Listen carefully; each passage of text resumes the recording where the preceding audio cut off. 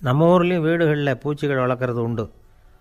ஒருத்தர் வந்தார், எனக்கு 3000 கரப்பாம்பூச்சி அவசரமாக தேவைப்படுது, எங்கே கிடைக்கும்னு கேட்டார். கரப்பாம்பூச்சியா, அது என்னத்துக்குன்னு கேட்டோம். அது வேறு ஒன்றும் இல்லை, நான் குடியிருக்கிற வாடகை வீட்டை காலி பண்ண போகிறேன்.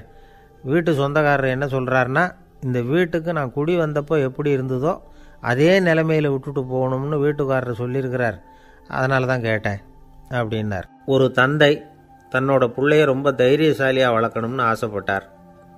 அதுக்காக அவனை கூப்பிட்டு உட்கார வச்சு இப்படி உபதேசம் பண்ணார். இதை பாருப்பா, நான் உன்னாட்டம் இருக்கிறப்போலாம் எதுக்கும் பயப்பட மாட்டேன், ரொம்ப துணிச்சலாக இருப்பேன். ஒரு நாள் ஒரு அப்பாவி எலியை ஒரு பூனை துரத்திட்டு ஓடிச்சு. நான் உடனே என்ன செஞ்சேன் தெரியுமா? அந்த பூனையை பிடிச்சேன், அது வாலில் ஒரு பட்டாசு சரத்தை கட்டினேன், கொளுத்தி விட்டேன், படபடன்னு வெடிக்க ஆரம்பிச்சுட்டுது. அது துள்ளிக்கிட்டு அங்கேயும் இங்கேயும் ஓடி இருக்கு பாரு ஓட்டம், ரொம்ப தமாஷு அப்படின்னார் அப்பா. இப்படி சொல்லிவிட்டு பையனை பார்த்து, இதை கேட்குறதுக்கு உனக்கும் துணிச்சல் வருதா, நான் என்னுடைய செயலை நீ கேட்குறப்போ உனக்கு துணிச்சல் வருதா அப்படின்னு கேட்டார். வருதுன்னா பையன்.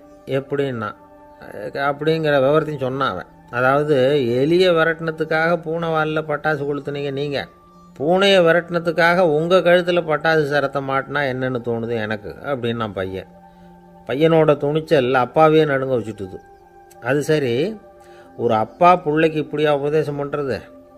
எல்லாருக்கிட்டையும் அன்பாக பழகிறது எப்படி அப்படின்னு சொல்லி கொடுக்கணும். பிஞ்சு உள்ளங்களில் நஞ்சை தூவலாமா? ஒரு நாள் விநாயகர் ஒரு பூனையோடு விளையாடிக்கிட்டு இருந்தாராம். அப்படி ஆசையாக விளையாடிக்கிட்டு இருந்தப்போ அவரோட கை நகம் தவறுதெல்லாம் பூனையோட முகத்தில் பட்டுட்டு தான். அது ஒரு சின்ன கீறலை உண்டாகி விட்டுது. அப்பா அவர் அதை ஒரு பெருசாக நினைக்கல.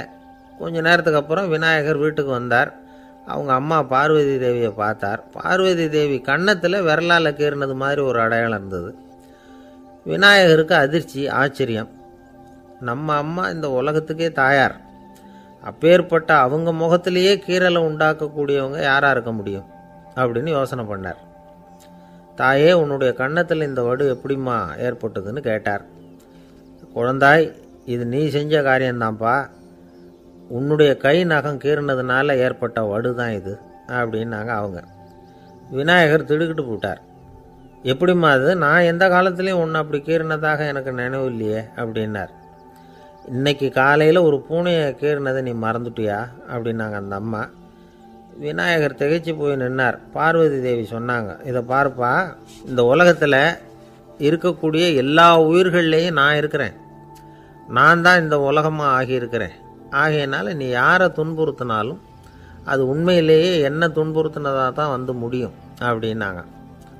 விநாயகர் மனசுக்குள்ளே ஒரு வெளிச்சம் ஏற்பட்டு தான். அதுக்கப்புறம் அவர் யாரையுமே கல்யாணம் பண்ணிக்காததுக்கு அதுதான் காரணமாக. இந்த உலகத்தில் எல்லாரையும், இங்கே இருக்கிற எல்லாத்தையும் தாயின் வடிவமாக அவர் பார்க்க ஆரம்பிச்சிட்டாராம். குருதேவர் ராமகிருஷ்ணர் இந்த கதையை எடுத்து சொல்லியிருக்கிறார். நபிகள் நாயகம் ஒரு தடவை ஒரு நாற்காலியில் உட்காந்து என்னமோ யோசனை பண்ணிகிட்டு இருந்திருக்கிறார். அப்போ அவரோட உடையில் ஒரு கீழ்ப்பகுதி தரையில் படிஞ்சு கிடந்திருக்குது. அங்கே விளையாடிக்கிட்டு இருந்த ஒரு பூனை அது மேலே வந்து படுத்து தூங்கி போச்சு. தொழுகை செய்ய வேண்டிய நேரம் வந்துட்டுது. நபிகள் நாயகம் எழுந்திருக்க பார்த்தார். அப்போ தான் பூனை தன்னோட உடை மேலே படுத்து தூங்கிட்டு இருக்கிறது கண்ணில் படுது. பூனையோட தூக்கத்தை கலைக்க விரும்பல அவர். தன்னுடைய சகோதரியை கூப்பிட்டார். ஒரு கத்திரிக்கோள் எடுத்துகிட்டு வர சொன்னார். பூனை படுத்திருந்த உடைப்பகுதி மட்டும் இருக்குல்ல, அதை மட்டும் அதோட கத்திரிச்சு விட்டுட்டு அதுக்கப்புறம் அவர் எழுந்திரிச்சு தொழுகைக்கு போனாராம். அதாவது பிற உயிர்கள்கிட்ட எப்படி அன்பு காட்டணுங்கிறத பெரியவங்க எவ்வளவோ விதத்தில் நமக்கு எடுத்து காட்டியிருக்கிறாங்க. இருந்தாலும் எத்தனை பேர் மனசில் அதெல்லாம் உரைச்சிருக்குது? நாமளும் நம்ம ட்ரெஸ்ஸு மேலே ஒரு பூனை படுத்திருந்தா ஒரு கத்திரிக்கோலை தான் தேடுவோம், எடுத்துகிட்டு வர சொல்லுவோம். துணியை வெட்டுறதுக்கு பதிலாக இல்லை அதோட வாழை வெட்டினா என்ன அப்படின்னு தோணும். ஒரு ஆள் ரொம்ப பிரியமாக ஒரு பூனையை ஆற்றுல குளிப்பாட்டிக்கிட்டு இருந்தானா. எப்படி? அந்த பூனையை ஆற்று தண்ணியில் அமுக்கி அமுக்கி குளிப்பாட்டிக்கிட்டு இருக்கிறான். அந்த வழியாக போன பெரியவர் ஒருத்தர் இதை பார்த்தார். இதை பார்ப்பா, பூனையை அது மாதிரி ஆற்று தண்ணியில் அமுக்கி குளிப்பாட்டாத, மூச்சு திணறி செத்து போடும் அப்படின்னு அட்வைஸ் பண்ணார். நீ போய் அவன் வேலையை பார்த்துக்கிட்டு, எனக்கு எல்லாம் தெரியும்னா இவன். சரின்னு அவர் போயிட்டார். கொஞ்ச நேரம் கழித்து அவரே அந்த வழியாக திரும்பி வந்துக்கிட்டு இருந்தார். ஆற்றுல பூனையை குளிப்பாட்டிக்கிட்டு இருந்தவன் அழுதுகிட்டு உட்காந்துருக்கிறான். பக்கத்தில் அந்த பூனை செத்து கிடக்குது. இதை பார்த்தார் பெரியவர். நான் தான் அப்போவே சொன்னேனே அந்த பூனையை ஆற்றுல நினைக்காதேன்னு, அதை கேட்டிருந்தா அப்படி ஆயிருக்குமா அப்படின்னார். அந்த ஆள் கோபமாக இவரை முறைச்சி பார்த்தான். அட போய்யா, இந்த பூனை ஆற்றுல குளித்ததுனால ஒன்றும் செத்து போகல, குளித்ததுக்கு அப்புறம் அதோட உடம்பு ஈரமாக இருக்குதுன்னு அதை புழிஞ்சேன், அதனால தான் இப்படி ஆயிட்டுது அப்படின்னு நானாம். உலகத்தில் எது எதுக்கும் ஆராய்ச்சி கூடங்கள் இருக்குதுல்ல, அது மாதிரி தூக்கத்தை பற்றி ஆராய்ச்சி பண்ணுறதுக்கு ஒரு ஆராய்ச்சி கூடம் இருக்குது. அப்படி ஆராய்ச்சி பண்ணணும்னா அதுக்கு மூழ்கிக்கிட்டு இருக்கணும்ல. அதனால தான் அந்த ஆராய்ச்சி கூடம் இங்கே இல்லை, அமெரிக்காவில் பாஸ்டன் பல்கலைக்கழக மருத்துவமனையில் அது இருக்குது. அங்கே தூக்கத்தை பற்றி பலவிதமான ஆராய்ச்சிகள் பண்ணிகிட்டு இருக்கிறாங்க. அந்த ஆராய்ச்சி கூடத்தில் இயக்குனராக இருக்கிற ஒரு நிபுணர், அவர் என்ன சொல்கிறார் தெரியுமா? உங்களுக்கு தூக்கம் வரலையா, நீங்கள் நல்லா தூங்கிறதுக்கு தாராளமாக சில யோசனைகளை என்னால் சொல்ல முடியும் அப்படிங்கிறார். யோசனை தானே, காசா பணமாக கேட்டு வச்சுக்கலாமே. உணவு, மனநிலை, தூங்கும் இடத்தோட சூழ்நிலை, படுக்கைக்கு செல்கிறப்போ உள்ள பழக்க வழக்கங்கள், இது காரணமாக ஒருத்தருக்கு தூக்கம் வராமல் போகலாம். தூக்கம் வராததுக்கு இதுதான் காரணம்னா அதையெல்லாம் சுலபமாக கட்டுப்படுத்தலாங்கிறார் அவர். தூக்கத்தை வரவழைக்கக்கூடிய ஒரு நல்ல மருந்து உடற்பயிற்சி. ஆனால் ஒன்று, படுக்க போகிற நேரத்தில் இது மாதிரி உடற்பயிற்சிகள் எல்லாம் செய்யக்கூடாது. கொஞ்சம் முன்னாடி பகல்லையே இந்த பயிற்சிகளை செய்கிறது நல்லது. தூக்கம் வராமல் அவதிப்படுறவங்க பிற்பகல் நேரங்களில் காஃபி, டீ இது மாதிரி பானங்களை சாப்பிடக்கூடாது. மது அருந்துறது கூட தூக்கத்தை பாதிக்கும். வெது வெதுப்பான நீரில் குளிக்கிறது, தியானத்தில் ஈடுபடுறது, ஓய்வாக இருக்கிறது, படுக்கிறது, அதாவது படுக்கிறதுக்கு முன்னாடி ஒரு குவளை பால் சாப்பிட்றது, இதெல்லாம் தூக்கத்தை வரவழைக்கிறது ரொம்ப உதவியாக இருக்கும். இன்னொரு விஷயம் என்னென்னா, தூங்கி ஆகணுமேங்கிற கவலை வேண்டியதில்லை. அப்படி நினச்சி கவலைப்படுறதை விட்டுடணும். தூக்கம் வரலையா, உடனே படுக்கையை விட்டு எழுந்திரிக்க வேண்டியது. வெளியில் வாங்க, வேறு ஏதாவது வேலையில் ஈடுபடுங்க, கொஞ்சம் நேரம் உலாவுங்க, அல்லது ஏதாவது ஒரு புஸ்தகத்தை எடுத்து படிங்க.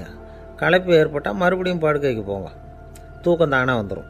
ஒரு விஷயத்தை மட்டும் நல்லா ஞாபகத்தில் வச்சுக்கணும். படுக்கைக்கு போகிறப்போ உங்கள் மற்ற எல்லா பிரச்சனைகளையும் மறந்துடணும்.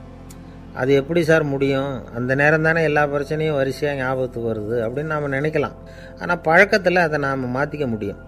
கொஞ்சம் முயற்சி பண்ணணும், அவ்வளோதான். இது எல்லாமே ஆராய்ச்சி பண்ணி பார்த்துட்டு அந்த நிபுணர் சொல்கிற கருத்து தான். இன்னொரு விஷயமும் அவர் சொல்கிறார். அது என்னென்னா, உடல் கோளாறு காரணமாக தூக்கம் வராமல் அவதிப்படுறவங்களுக்கெல்லாம் இந்த யோசனைகள் சரியாக வராது அப்படிங்கிறார். அதுக்கெல்லாம் மருத்துவ சிகிச்சை கொடுத்து தான் சரி பண்ணணும். சில பேருக்கு நடு ராத்திரியில் மூச்சு திணறல் ஏற்பட்டு தூக்கம் வராமல் போயிடும். ஊரெல்லாம் தூங்குறப்போ தான் மட்டும் தூங்காமல் மூழ்கிட்டு இருக்கிறது, ஊரெல்லாம் மூழ்கிட்டு இருக்கிறப்போ தான் மட்டும் தூங்குறது, இது மாதிரி கோளாறுகளால் சில பேர் பாதிக்கப்படலாம். கால் தசை முறுக்கிக்கிறதுனால சில பேருக்கு அடிக்கடி விழிப்பு வரலாம். மன அழற்சி காரணமாக சில பேருக்கு தூக்கம் வராது. இது மாதிரி கோளாறுகளுக்கெல்லாம் அதுக்கு தகுந்த மாதிரி சிகிச்சை கொடுத்து தான் சரி பண்ண வேண்டியிருக்கும். எந்த கோளாறும் இல்லாமல் தூக்கம் வரலைன்னா ஆரம்பத்தில் சொன்ன முறைகளை கடைப்பிடிச்சு பார்க்கலாம். தூக்கம் வந்ததுன்னா யோசனை சொன்ன அந்த நிபுணருக்கு நன்றி சொல்லலாம். ஒருத்தர், ஏன் சார் பஸ்ஸில் தூங்குறது கெட்ட பழக்கமானு கேட்டார். இல்லையே, நான் கூட பஸ்ஸில் போகிறப்ப தூங்கிட்டு தானே போவேன் அப்படின்னார் இன்னொருத்தர். அப்புறம் ஏன் என்ன டிரைவர் வேலை வேணாம்னு வீட்டுக்கு அனுப்பி வச்சுட்டாங்க அப்படின்னாராம் அவர். ஒருத்தரை பார்த்து உன்னுடைய நண்பர்கள் யார் அப்படின்னு ஒரு கேள்வி கேட்டு பாருங்க. கொஞ்சம் யோசித்து பதில் சொல்லுவாங்க. அவங்கக்கிட்டேயே உன்னுடைய எதிரிகள் யார் அப்படின்னு கேளுங்க, கடகடன்னு ஒப்பிச்சிருவாங்க. நம்ம மனசு இருக்க, அது எப்படின்னா, நம்ம நண்பர்களை விட எதிரிகளை அது நல்லா ஞாபகத்தில் வச்சுக்கும். இது ஒரு ஆச்சரியமான உண்மை. உங்களால் நண்பர்களை மறந்துட முடியும், ஆனால் எதிரிகளை மறந்துட முடியாது. இது ஒரு வேடிக்கையான நிலைமை தான். அழகான தருணங்களை நாம் ஏன் மறந்துடுறோம்? இது இயற்கை. ஏன்னா நம்ம மனசு மலர்களை கவனிக்கிறதில்ல, அதில் இருக்கிற முள்ளை தான் கவனிக்குது. தன்னை காயப்படுத்துகிற எதையும் அது உடனே கண்டுகொள்ளுது. ஒரு தெளிந்த சிந்தனை உடைய மனசு மிக அழகாக உள்ள எல்லாத்தையும் கவனிக்கும். அது நன்றியுடன் உணரக்கூடிய எல்லாத்தையும் பார்த்து குறிச்சிக்கும். இப்படிப்பட்டவங்க வாழ்க்கை இயல்பாகவே நல்லா அமையும். அது ரொம்ப அபூர்வம். மனசில் உள்ள ஒரு சிறிய அமைப்பை மாற்றுவதை பொறுத்து தான் இந்த விஷயம் அப்படிங்கிறார் ஓஷோ. ஒரு யூத கோவில் இருந்து தான், அது யூதர்களின் மடமாகவும் இருந்தது. அங்கே ஒரு தலைமை குரு, அவர் ரொம்ப கண்டிப்பானவர். அந்த கோவிலை ஒட்டி ஒரு தோட்டம். ஒரு நாள் காலையில் அந்த தோட்டத்தில் 2 இளம் யூதர்கள் நடந்து போய்கிட்டு இருக்கிறாங்க. காலையில் 1 மணி நேரம், மாலையில் 1 மணி நேரம் அவங்க அந்த தோட்டத்தில் நடக்கிறதுக்கு அனுமதி உண்டு. மற்ற நேரங்களில் அவங்க மத புத்தகங்களை படிக்கணும், பிற விதிமுறைகளை கடைபிடிக்கணும். அந்த 2 பேருமே தொடர்ந்து புகைப்பிடிக்கிற பழக்கம் உள்ளவங்க. ஆனால் கோவில் மடத்தில் இருக்கிறப்போ அவங்க புகைப்பிடிக்க முடியாது, அது கடுமையான குற்றம். சரி, நாம் தோட்டத்தில் இருக்கிறப்போவாவது புகைப்பிடிக்கலாமா அப்படின்னு ஒரு ஆசை அவங்க 2 பேருக்குமே. இருந்தாலும் பயம். இப்படி கேட்டால் மதகுரு என்ன சொல்லுவாரோ அல்லது என்ன செய்வாரோங்கிற பயம். இப்படியே கொஞ்ச நாள் ஆச்சு. ஒரு நாள் இந்த 2 பேரில் ஒருத்தன் ரொம்ப கலங்கி போய் அந்த கோவிலிருந்து வெளியில் வந்துக்கிட்டு இருந்தான். வந்தவன் நேராக தோட்டத்து பக்கம் போனான். அங்கே இன்னொருத்தன் ஆனந்தமாக புகை பிடிச்சிக்கிட்டு இருக்கிறான். அதை பார்த்து தான் இவனுக்கு அதிர்ச்சி. அட கடவுளே, என்ன இது, நீ கேட்காமலே ஆரம்பிச்சிட்டியா அப்படின்னா. இல்லை நான் கேட்டுவிட்டு தான் ஆரம்பிச்சிருக்கேன்னா அவன். அப்படியா, என்ன மனுஷன் இவர், நானும் தான் கேட்டேன், என்னை கண்ணாமுன்னான்னு திட்டிவிட்டார். இது என்ன கோவிலா இல்லை நரகமா? உனக்கு புகை பிடிக்கணும்னு ஆசையாக இருந்தால் நரகத்துக்கு போகணும்னு சொல்லிவிட்டார். அது சரி, உன்னை மட்டும் எப்படி அனுமதிச்சார் அப்படின்னு கேட்டான் இவன். அவன் சிரிச்சுக்கிட்டே, நீ எப்படி கேட்ட சொல்லு அப்படின்னா.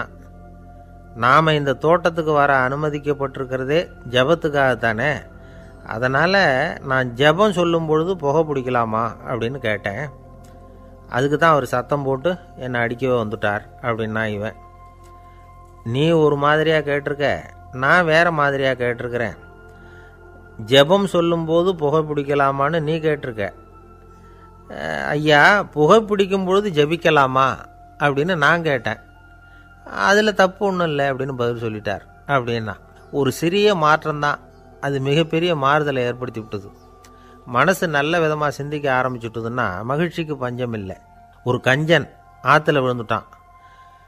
வெள்ளத்தில் தத்தளிச்சுக்கிட்டு இருக்கிறான். கரையில் நின்ன ஒருத்தர், உன் கையை கொண்டா இப்படி பிடிச்சி இழுத்து கரையில் சேர்த்து விடுறேன்னார். எதையும் கொடுத்து பழக்கம் இல்லாத அவன் கையையும் கொடுக்க மாட்டேன்னுட்டான். இவர் பார்த்தார். உன் கையை கொடுன்னு சொல்கிறதுக்கு பதிலாக நான் என் கையை கொடுக்குறேன் பிடிச்சிக்கோ அப்படின்னார். அவன் கப்புன்னு பிடிச்சிக்கிட்டான், இழுத்து கரையில் போட்டார். ஒரு காலத்தில் பிரஷ்யா அப்படின்னு ஒரு தேசம் இருந்தது. இப்போ ஜெர்மனி இருக்குல்ல, இதோட பெரும்பகுதி ஒரு காலத்தில் பிரஷ்யாங்கிற பேரில் இருந்தது. அப்போ அதுக்கு அரசராக இருந்தவர் மகா ஃப்ரெடரிக், அதாவது ஃப்ரெடரிக் தி கிரேட் அப்படின்னு சொல்லுவாங்க. அந்த ராஜாவுக்கு ஒரு சந்தேகம். நாம் பல வகையான வரிகளை விதித்து வசூல் பண்ணுறோம், அப்படி பண்ணியும் வருமானம் குறைஞ்சிக்கிட்டே போகுதே, இதுக்கு என்ன காரணமாக இருக்கும்? இதுதான் அவருக்கு ஏற்பட்ட சந்தேகம். ஒரு சமயம் அந்த அரசர் தம்முடைய அமைச்சர்களையும் பிரபுக்களையும் தளபதிகளையும் கூப்பிட்டு ஒரு விருந்து வச்சார். விருந்து முடிஞ்சதும் அவங்கள பார்த்து இந்த சந்தேகத்தை கேட்டார். வரிகள் அதிகமாக விதித்து வருமானம் குறையறதுக்கு என்ன காரணம் அப்படின்னு கேட்டார். பல பேருக்கு இதுக்கு சரியாக பதில் சொல்ல தெரியல. அனுபவசாலியான ஒரு தளபதி எழுந்திருச்சார். அரசே, அது எப்படிங்கிறத இப்போ உங்களுக்கு காட்டுறேன்னார். உடனே ஒரு பெரிய பனிக்கட்டி ஒன்றை தன்னுடைய கையில் எடுத்தார். அதை அப்படியும் எப்படியும் திருப்பி பார்த்தார். அப்புறம் அடுத்தவர்கிட்ட கொடுத்தார். அவரும் அதை அப்படியும் இப்படியும் திருப்பி பார்த்துட்டு அடுத்தபடியாக இருந்தவர்கிட்ட கொடுத்தார். இப்படியே இதை ஒவ்வொருத்தராக பார்த்துட்டு ஒவ்வொரு கையாக மாறி கடைசியில் மன்னர் கைக்கு போய் சேர்ந்தது. மன்னர் கைக்கு அந்த பனிக்கட்டி போய் சேர்ந்தப்போ அது கொஞ்சம் கொஞ்சமாக உருகி ஒரு பட்டாணி கடலை சைஸுக்கு ஆகிட்டுது. மன்னர் யோசனை பண்ணார். வரி அதிகமாக போட்டாலும் வந்து சேர்றது குறைவாக இருக்கிறதுக்கு என்ன காரணம் அப்படிங்கிறது அவருக்கு புரிஞ்சு போச்சு. காலம்தான் மாறிக்கிட்டு இருக்கே தவிர இந்த கையூட்டு வாங்குகிற பழக்கம் மாறினதாக தெரியல. இன்னொரு ராஜா இருந்தார். அவர் தன்னுடைய ராஜாங்கத்தில் லஞ்ச ஊழலே சுத்தமாக இருக்கக்கூடாது அப்படின்னு நினச்சார். அவர்கிட்ட பல்வேறு துறைகளுக்கும் பொறுப்பாக இருந்த பல பேரும் ரொம்ப சுத்தமாகவும் நேர்மையாகவும் இருந்தாங்க. ஒரே ஒருத்தர் மட்டும் எல்லார்கிட்டையும் லஞ்சம் வாங்கிட்டே இருந்தார். அவரை வேறு துறைகளுக்கு மாற்றி பார்த்தாரு. அந்த ராஜா என்னென்னமோ பண்ணி பார்க்குறாரு. எந்த வேலையை கொடுத்தாலும் அதுலேயும் லஞ்சம் வாங்கிறதுக்கு ஒரு வழியை உண்டு பண்ணிக்குவார் அந்த ஆள். ராஜாவுக்கு இது ஒரு பெரிய தலைவலியாக போட்டுது. இவர் என்ன பண்ணுறது, இவருக்கு என்ன வேலையை கொடுக்கறது, கொஞ்சம் கூட லஞ்சம் வாங்கிறதுக்கு சான்ஸே இல்லாத ஒரு வேலையை கொடுக்கணும் அப்படின்னு திட்டம் போட்டார். ஒரு நாள் அவருக்கு அந்த உத்தரவும் போட்டுட்டார். அதாவது அவருக்கு என்ன வேலைன்னா, கடற்கரையில் தான் அவருக்கு ஆஃபீஸ். அங்கேயே இருந்துக்க வேண்டியது. தினமும் எத்தனை கடல் அலை கரையில் வந்து மோதுது அப்படிங்கிறத கணக்கெடுத்து ராஜாவுக்கு தெரிவிக்க வேண்டியது. இதுதான் அவருக்கு வேலை. பேசாமல் அலையை எண்ணிட்டு உட்காந்துருக்கிட்டோம், அப்போவாவது அவர் லஞ்சம் வாங்குகிற சந்தர்ப்பம் இல்லாமல் போயிடும் அவருக்கு அப்படின்னு நினச்சார் ராஜா. இந்த ஆள் கடற்கரைக்கு போய் டியூட்டியில் ஜாயின் பண்ணிக்கிட்டார். ஒரே மாதத்தில் அங்கே சொந்தமாக ஒரு பிரம்மாண்டமான மாளிகை கட்டி விட்டார். ராஜாவுக்கு இது பெரிய ஆச்சரியமாக போச்சு.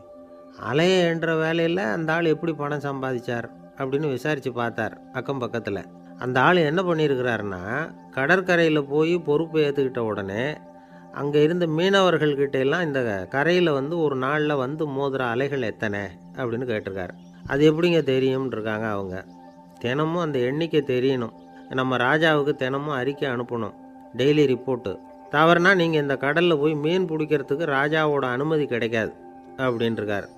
உடனே மீனவர்களும் பயந்து போட்டாங்க. கடலுக்கு போகிறதுக்கு அனுமதி இல்லைன்னா பட்டினி கிடக்கிறது மாதிரி ஆகிடுமே. மெதுவாக அந்த ஆளுகிட்ட போனாங்க, காதோட காதாக சொன்னாங்க, ஐயா எங்களால் வந்து கடல் அலையை வந்து எண்ண முடியாது. தினமும் எங்களால் முடிஞ்சதை உங்களுக்கு பணமாக கொடுத்துட்றோம். நீங்கள் தான் ராஜா கிட்ட சிபாரிசு பண்ணி நாங்கள் தொடர்ந்து மீன் பிடிக்கிறதுக்கு அனுமதி வாங்கி கொடுக்கணும் அப்படின்னு வேண்டிக்கிட்டாங்க. பணம் தினமும் வந்து சேர ஆரம்பிச்சுட்டுது. பதவியில் மற்ற பதவியோட இந்த பதவி எவ்வளவோ மேல் அப்படின்னு நினச்சிட்டான் அந்த ஆள். அது மட்டும் இல்லை, தயவு பண்ணி என்னை இந்த இடத்த விட்டு மாற்றி விடாதீங்க சார் அப்படின்னு வேற கேட்க ஆரம்பிச்சிட்டானா. எனக்கு இது மட்டும்தான் சார் தெரியும், இதை தவிர வேறு எதுவும் தெரியாது அப்படின்னு சொல்லிக்கிட்டே காலம் தள்ளுறவங்க ரொம்ப பேர். அவங்கெல்லாம் கஷ்டப்பட வேண்டியிருக்கும். ஒருத்தர் தன்னுடைய தொழிலில் ரொம்ப கெட்டிக்காரராக இருக்கலாம். அதுக்காக எப்பவும் அதே ஞாபகத்தில் இருந்துக்கிட்டு உலகியல் அறிவு இல்லாமல் இருந்துடக்கூடாது, அது ஆபத்து. இதுக்காக நம்ம தாத்தா பாட்டிலாம் ஒரு கதை சொல்லுவாங்களே, கேள்விப்பட்டிருக்கீங்களா? ஒரு சமயம் ஒரு 4 பேர் சேர்ந்து வெளியூருக்கு பிரயாணம் போனாங்களாம். அந்த 4 பேர் எப்படி தெரியுமா? ஒருத்தர் வந்து வேதாந்தி, இன்னொருத்தர் சங்கீத வித்வான், 3வது ஆள் வைத்தியர், 4வது ஆள் ஜோசியர். இவங்க 4 பேரும் நண்பர்கள். அதனால் சேர்ந்து புறப்பட்டாங்க. வழியில் ஒரு ஊரில் தங்கினாங்க. இருட்டி போச்சு. அதனால் இன்றைக்கி ராத்திரி இங்கேயே தங்கி இருந்துட்டு நாளைக்கு புறப்படலாம் அப்படின்னு தீர்மானம் பண்ணாங்க. சாப்பாட்டுக்கு என்ன பண்ணுறது? அங்கேயே கடத்தெருவுக்கு போய் சாமான்லாம் வாங்கியாந்து சமைச்சு சாப்பிட்லாம்னு முடிவு பண்ணாங்க. 4 பேர் இருக்கிறதுனால ஆளுக்கு ஒரு காரியமாக செய்யலாம் அப்படின்னு வேலையை பிரிச்சுக்கிட்டாங்க. வைத்தியர் வந்து கரிகாய் வாங்க போனார், வேதாந்தி வந்து எண்ணெய் வாங்க போனார், ஜோசியர் வந்து பலசரக்கு வாங்க போனார், சங்கீத வித்வானுக்கு சமைக்கிற வேலை. எல்லாம் சரி, ஆனால் நடந்தது என்ன தெரியுமா? கடைத்தெருவுக்கு காய்கறி வாங்க போனார்ல வைத்தியர், அங்கே போய் மார்க்கெட்டில் பார்த்தார். ஒவ்வொரு கறிகாயாக எடுத்து பார்த்தார். இது பித்தம், உடம்புக்கு ஒத்துக்காது, இது வாயு, உடம்புக்கு ஒத்துக்காது அப்படின்னு ஒவ்வொன்றா தள்ளினார். கடைசியில் ஒன்றுமே தேரல, வெறுங்கையோடு திரும்பி வந்துக்கிட்டு இருக்கிறார். எண்ணெய் வாங்க போனார் வேதாந்தி, அவர் ஒரு தொன்னையில் எண்ணெயை வாங்கினார். பேசாமல் அதை எடுத்துகிட்டு வர வேண்டியது தானே, முடியல. அவருடைய வேதாந்த மூளை சிந்திக்க ஆரம்பிச்சுட்டுது. இந்த தொன்னைக்கு எண்ணெய் ஆதாரமா அல்லது எண்ணெய்க்கு தொன்னை ஆதாரமா அப்படிங்கிற ஆராய்ச்சியில் இறங்கினார். என்னாச்சு தெரியுமா? அப்படி கவுத்து பார்த்தார். வாங்கின எண்ணெய் பூராவையும் வழியில் கொட்டிவிட்டு வெறும் தொன்னையோடு வந்து சேர்ந்தார். பலசரக்கு வாங்க போனார் ஜோசியர், அவர் ஒரு வழியில் பார்த்தாரு. வழியில் வந்தவங்களெல்லாம் அங்கங்கே ஒரு மரத்தடியில் உட்கார வச்சு அவங்களுக்கெல்லாம் ஆர்வம் சொல்ல ஆரம்பிச்சிட்டார். அப்படி ஒவ்வொருத்தராக சொல்லி முடிச்சுட்டு கடத்தருக்கு போய் சேர்ந்தார். இவர் அங்கே போய் சேர்றதுக்குள்ளே ரொம்ப நேரம் ஆகிட்டுது. கடையெல்லாம் பூட்டிவிட்டு போயிட்டாங்க. என்ன செய்கிறது? அவரும் வெறுங்கையோடு திரும்பி வந்து சேர்ந்தார். சரி, இவங்க கதை தான் இப்படி ஆச்சு. அங்கே சமைக்கிறதுக்காக உட்காந்துருந்தார் சங்கீத வித்வான், அவர் கதை என்னாச்சு தெரியுமா? அங்கே அவர் அடுப்பை பற்ற வச்சு ஒலையை கொதிக்க வச்சார். அதாவது ஒரு பானையில் தண்ணியை ஊற்றி அடுப்பில் வச்சார். அது கொதிக்க ஆரம்பிச்சிது. தண்ணி கொதிக்கிற சத்தம் இருக்குதுல்ல, அது இவருக்கு தாளம் போடுறது மாதிரி இருந்தது. ஒரே குஷி, பாட ஆரம்பிச்சிட்டார். பாடிக்கிட்டே உற்சாகமாக கையில் இருந்த கரண்டியால் அந்த பானையில் தட்டினார், தாளம் போடுறதா நினச்சிக்கிட்டு. அவ்வளவுதான், பானை பட்டுன்னு உடஞ்சி போச்சு. தலையில் கையை வச்சுக்கிட்டு அவரும் உட்காந்துட்டார். எந்த தொழில் தெரிஞ்சாலும் சரி, அதை புத்திசாலித்தனமாக பயன்படுத்த தெரியலன்னா ஆபத்து தான். அதுக்காக தான் இந்த கதை. ஒரு பஸ்ஸு டிரைவர் ரொம்ப கெட்டிக்காரர். பஸ்ஸை ரொம்ப திறமையாக ஆபத்து இல்லாமல் ஓட்டினதுக்காக பரிசுலாம் வாங்கினவர். அவரே ஒரு படகு ஓட்டுறதுக்காக அழைச்சிட்டு போயிருக்கிறாங்க, மோட்டார் படகு. அதையும் ரொம்ப திறமையாக தான் ஓட்டிகிட்டு போயிருக்கிறாரு. நடுக்கடலில் போனதும் படகு நின்று போச்சு. மோட்டாரில் ஏதோ கோளாறு. என்ன செய்யலாம் அப்படின்னு அந்த டிரைவரை கேட்டிருக்கிறாங்க படகுல இருந்தவங்கெல்லாம். அப்போ அவர் சொன்னாராம், கவலைப்படாதீங்க, ஒன்றும் பிரச்சனை இல்லை, எல்லோரும் கொஞ்சம் கீழே இறங்கி பின்னாடி தள்ளுங்க, மோட்டார் ஸ்டார்ட் ஆகிடும் அப்படின்னாராம். ஒரு ஊரில் ஒரு இளைஞன் இருந்தான். ஒரு நாள் அவன் ஒரு குருவை தேடிக்கிட்டு புறப்பட்டான். ஊரை விட்டு வெளியில் போனான். போகிற வழியில் ஒரு காடு. அந்த காட்டில் ஒரு மரத்தடியில் ஒரு பெரியவர் உட்காந்துருக்கிறார். அமைதியாக மௌனமாக அவர் அமர்ந்திருக்கிறார். இந்த பெரியவரை விசாரிக்கலாம், குருவை தேடி கண்டுபிடிக்கிறதுக்கு இவர் ஏதாவது ஒரு வழி சொல்லி கொடுப்பார் அப்படின்னு நினச்சிக்கிட்டு அவரை நெருங்கினான். ஐயா, எனக்கு ஒரு குரு தேவை, எங்கே கிடைப்பார்? அவரை எப்படி அடையாளம் கண்டுபிடிக்கிறது? அதை பற்றி ஏதாவது விவரம் சொன்னீங்கன்னா நான் கண்டுபிடிச்சிக்குவேன் அப்படின்ட்டுருக்கான். பெரியவர் நிமிர்ந்து பார்த்தார். தம்பி, அது ரொம்ப சுலபம். அவர் வயசானவராக இருப்பார், என்னை விட சுமார் 30 வயசு அதிகமாக இருக்கும். அவர் ஒரு மரத்தடியில் தான் உட்காந்துருப்பார் அப்படின்ட்டுருக்கான். சரிங்க பெரியவரே, அது என்ன மாதிரியான மரம், எப்படி இருக்கும் அப்படின்னு கேட்டிருக்கான். பெரியவர் அந்த விவரங்களையும் சொல்லியிருக்கிறாரு. அது மட்டும் இல்லை, சந்திக்கிற நாள், நேரம், வினாடி முதற்கொண்டு எல்லா விவரங்களையும் துல்லியமாக சொன்னாராம். இவ்வளவு விவரங்களை இவரால் எப்படி சொல்ல முடியுது அப்படின்னு இவனுக்கு ஆச்சரியம். இருந்தாலும் அந்த பெரியவர் கடைசியாக ஒரு விவரம் சொன்னார்.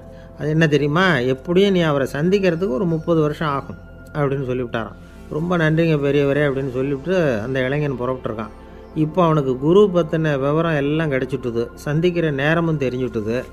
ஆனால் 30 வருஷம் அவரை தேடி அலைய வேண்டியிருக்குமே. அவன் தேட ஆரம்பித்தான். காடு மலை எல்லாம் சுற்றி அலைஞ்சான்.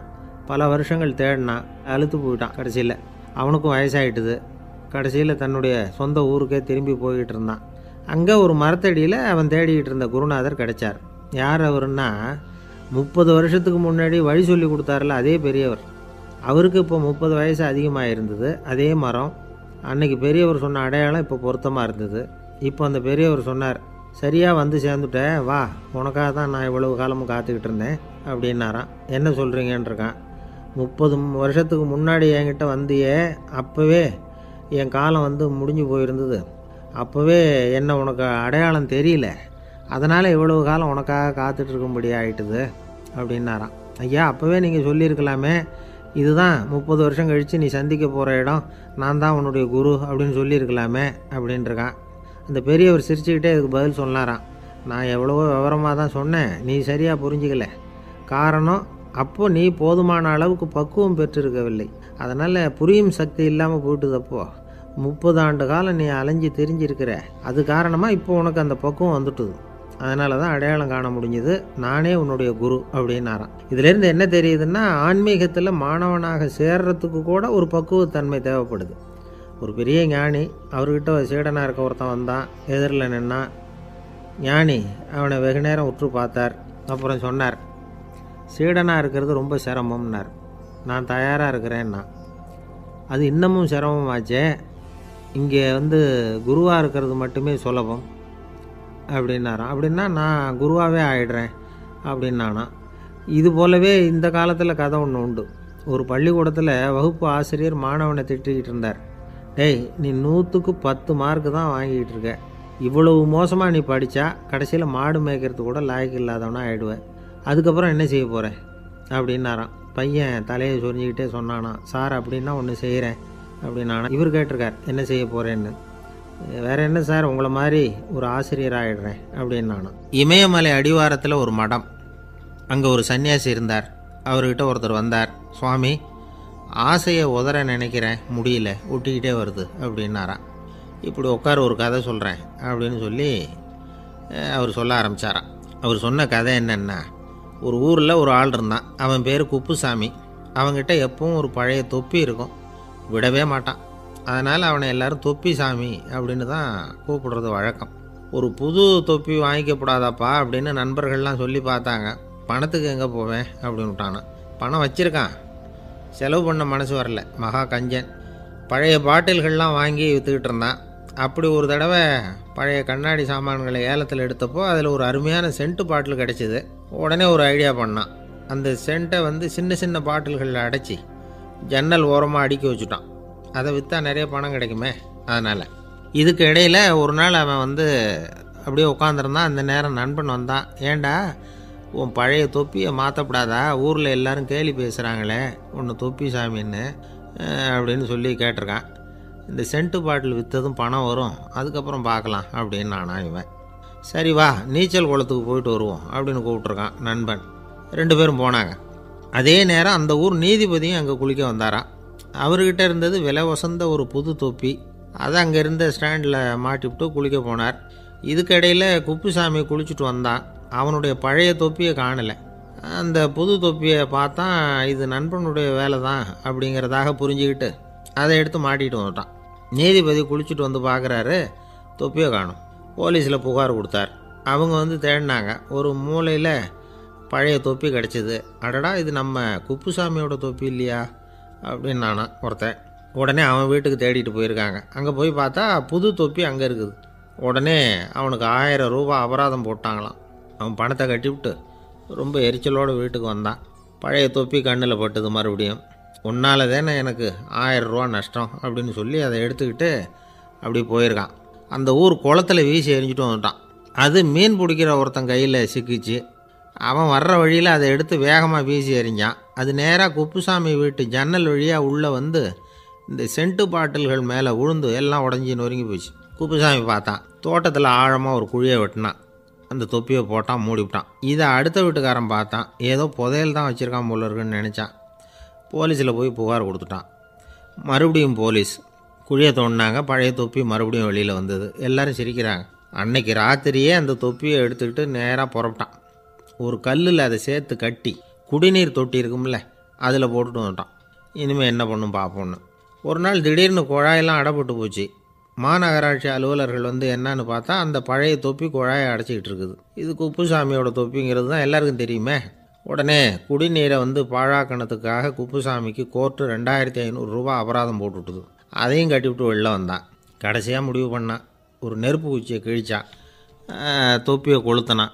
எரிஞ்சுது. எடுத்து வெளில எரிஞ்சான். கொஞ்ச நேரத்தில் தீ அணைப்பு படம் வந்துட்டுது. ஆமாம், இவன் எடுத்து எரிஞ்சது வெளியில் விழுந்து வீட்டு கூரையே பற்றிக்கிட்டு எரிய ஆரம்பிச்சுட்டுது. அவனோட பணத்தாசையும் அதோடு சேர்ந்து எரிஞ்சு போச்சான். இப்படி ஒரு கதை. இந்த கதையை சொல்லி முடித்தார் அந்த இமயமலை அடிவாரத்தில் இருந்த சன்னியாசி. இப்போ அந்த குப்புசாமி எங்கே இருக்கிறான்னு கேட்டார் எதிரில் இருந்தவர். இதோ உன் எதிரிலே இருக்கிறான், நான் தான் அந்த குப்புசாமி அப்படின்னாரான் அந்த சன்னியாசி. அந்த குப்புசாமிகிட்ட இருந்தது மாதிரி ஒரு பழைய தொப்பி நம்ம ஒவ்வொருத்தர்கிட்டையும் உண்டு. அதை எப்படி தொலைக்கிறதுன்னு தெரியாமல் தடுமாறிக்கிட்டு இருக்கிறோம். அது என்ன தொப்பிங்கிறீங்களா? அதுதான் நம்மை சூழ்ந்திருக்கிற மாயை அப்படிங்கிறார் சுவாமி சின்மயானந்தர். மெய்ஞானம் கிடைக்கிறப்போ மாயை வந்து எரிஞ்சு போகும் அப்படிங்கிறது அவருடைய கருத்து. நம்மால் ஒருத்தர் வேகமாக ஓடி வந்தார். காலில் மாட்டியிருந்த பழைய செருப்பு ரெண்டையும் ஆவேசமாக தூக்கி ஒரு கிணத்துல போட்டுட்டு வெறுங்காலோடு நடந்து வந்துக்கிட்டு இருக்கிறார். ஏன் அப்படி பண்ணீங்க அப்படின்னு கேட்டோம். அந்த செருப்புக்கு சொந்தக்காரன் வந்து பின்னாடி வந்துக்கிட்டு இருக்கிறான், அதனால் அப்படி பண்ணேன் அப்படிங்கிறார் இவர். காசியில் இருக்கிற கடவுள் காசி விஸ்வநாதர், அங்கே இருக்கிற தேவி காசி விசாலாட்சி. இவங்க 2 பேரும் ஒரு நாள் பேசிக்கிட்டு இருந்தப்போ கடவுள் சொன்னார், இந்த மனிதர்களை நாம் ரொம்பவும் நம்பிக்கையோடு தான் படைச்சிருக்கிறோம். இருந்தாலும் அவங்களுக்கு தான் நம்பிக்கை இல்லை, எதுலேயும் ஒரு உண்மையான நம்பிக்கை இல்லாமல் வாழ்ந்துக்கிட்டு இருக்கிறாங்க அப்படின்னார். என்ன அப்படி சொல்கிறீங்க? அதோ பாருங்கள், எவ்வளவு பேர் காசியை தேடிட்டு வந்து கங்கையில் குளிச்சுக்கிட்டு இருக்கிறாங்க.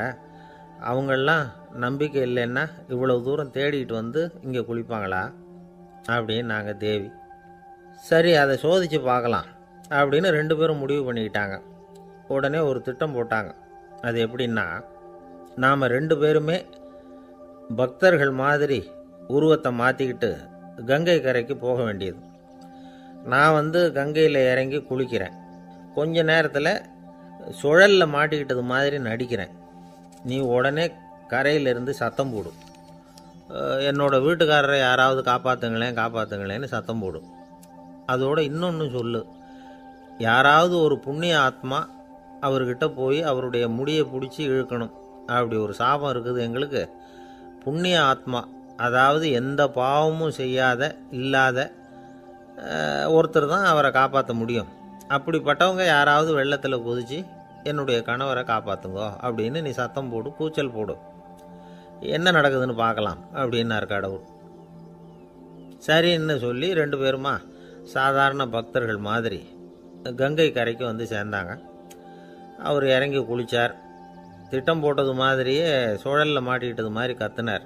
கரையில் இருந்த அந்த அம்மா, ஐயோ என் கணவரை காப்பாற்றுங்களேன், யாராவது காப்பாற்றுங்களேன்னு கத்துனாங்க. பல பேர் ஓடி வந்தாங்க. உடனே இவங்க, பாவம் இல்லாத புண்ணிய ஆத்மா ஒருத்தரால் தான் என்னுடைய கணவர் காப்பாற்றப்படணுங்கிறது விதி, அப்படி ஒரு சாபம் இருக்குது, அதனால் புண்ணிய ஆத்மா யாராவது அவர்கிட்ட போய் அவர் முடியை பிடிச்சி தூக்குனா அவரை காப்பாற்றி போடலாம் அப்படின்னாங்க.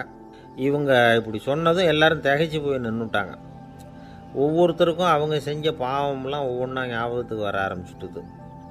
சரி, இதுக்கு நாம் லாயக்கு இல்லை அப்படின்னு சொல்லி ஒதுங்கி போக ஆரம்பிச்சிட்டாங்க எல்லாம். இந்த சமயத்தில் யாரோ ஒருத்தர் வேகமாக ஓடி வந்தார். ஆற்றுல குதிச்சார். அவர்கிட்ட போனார், முடியை பிடிச்சார், தூக்குனார், அவரை காப்பாற்றி கரைக்கு கொண்டுட்டு வந்துட்டார்.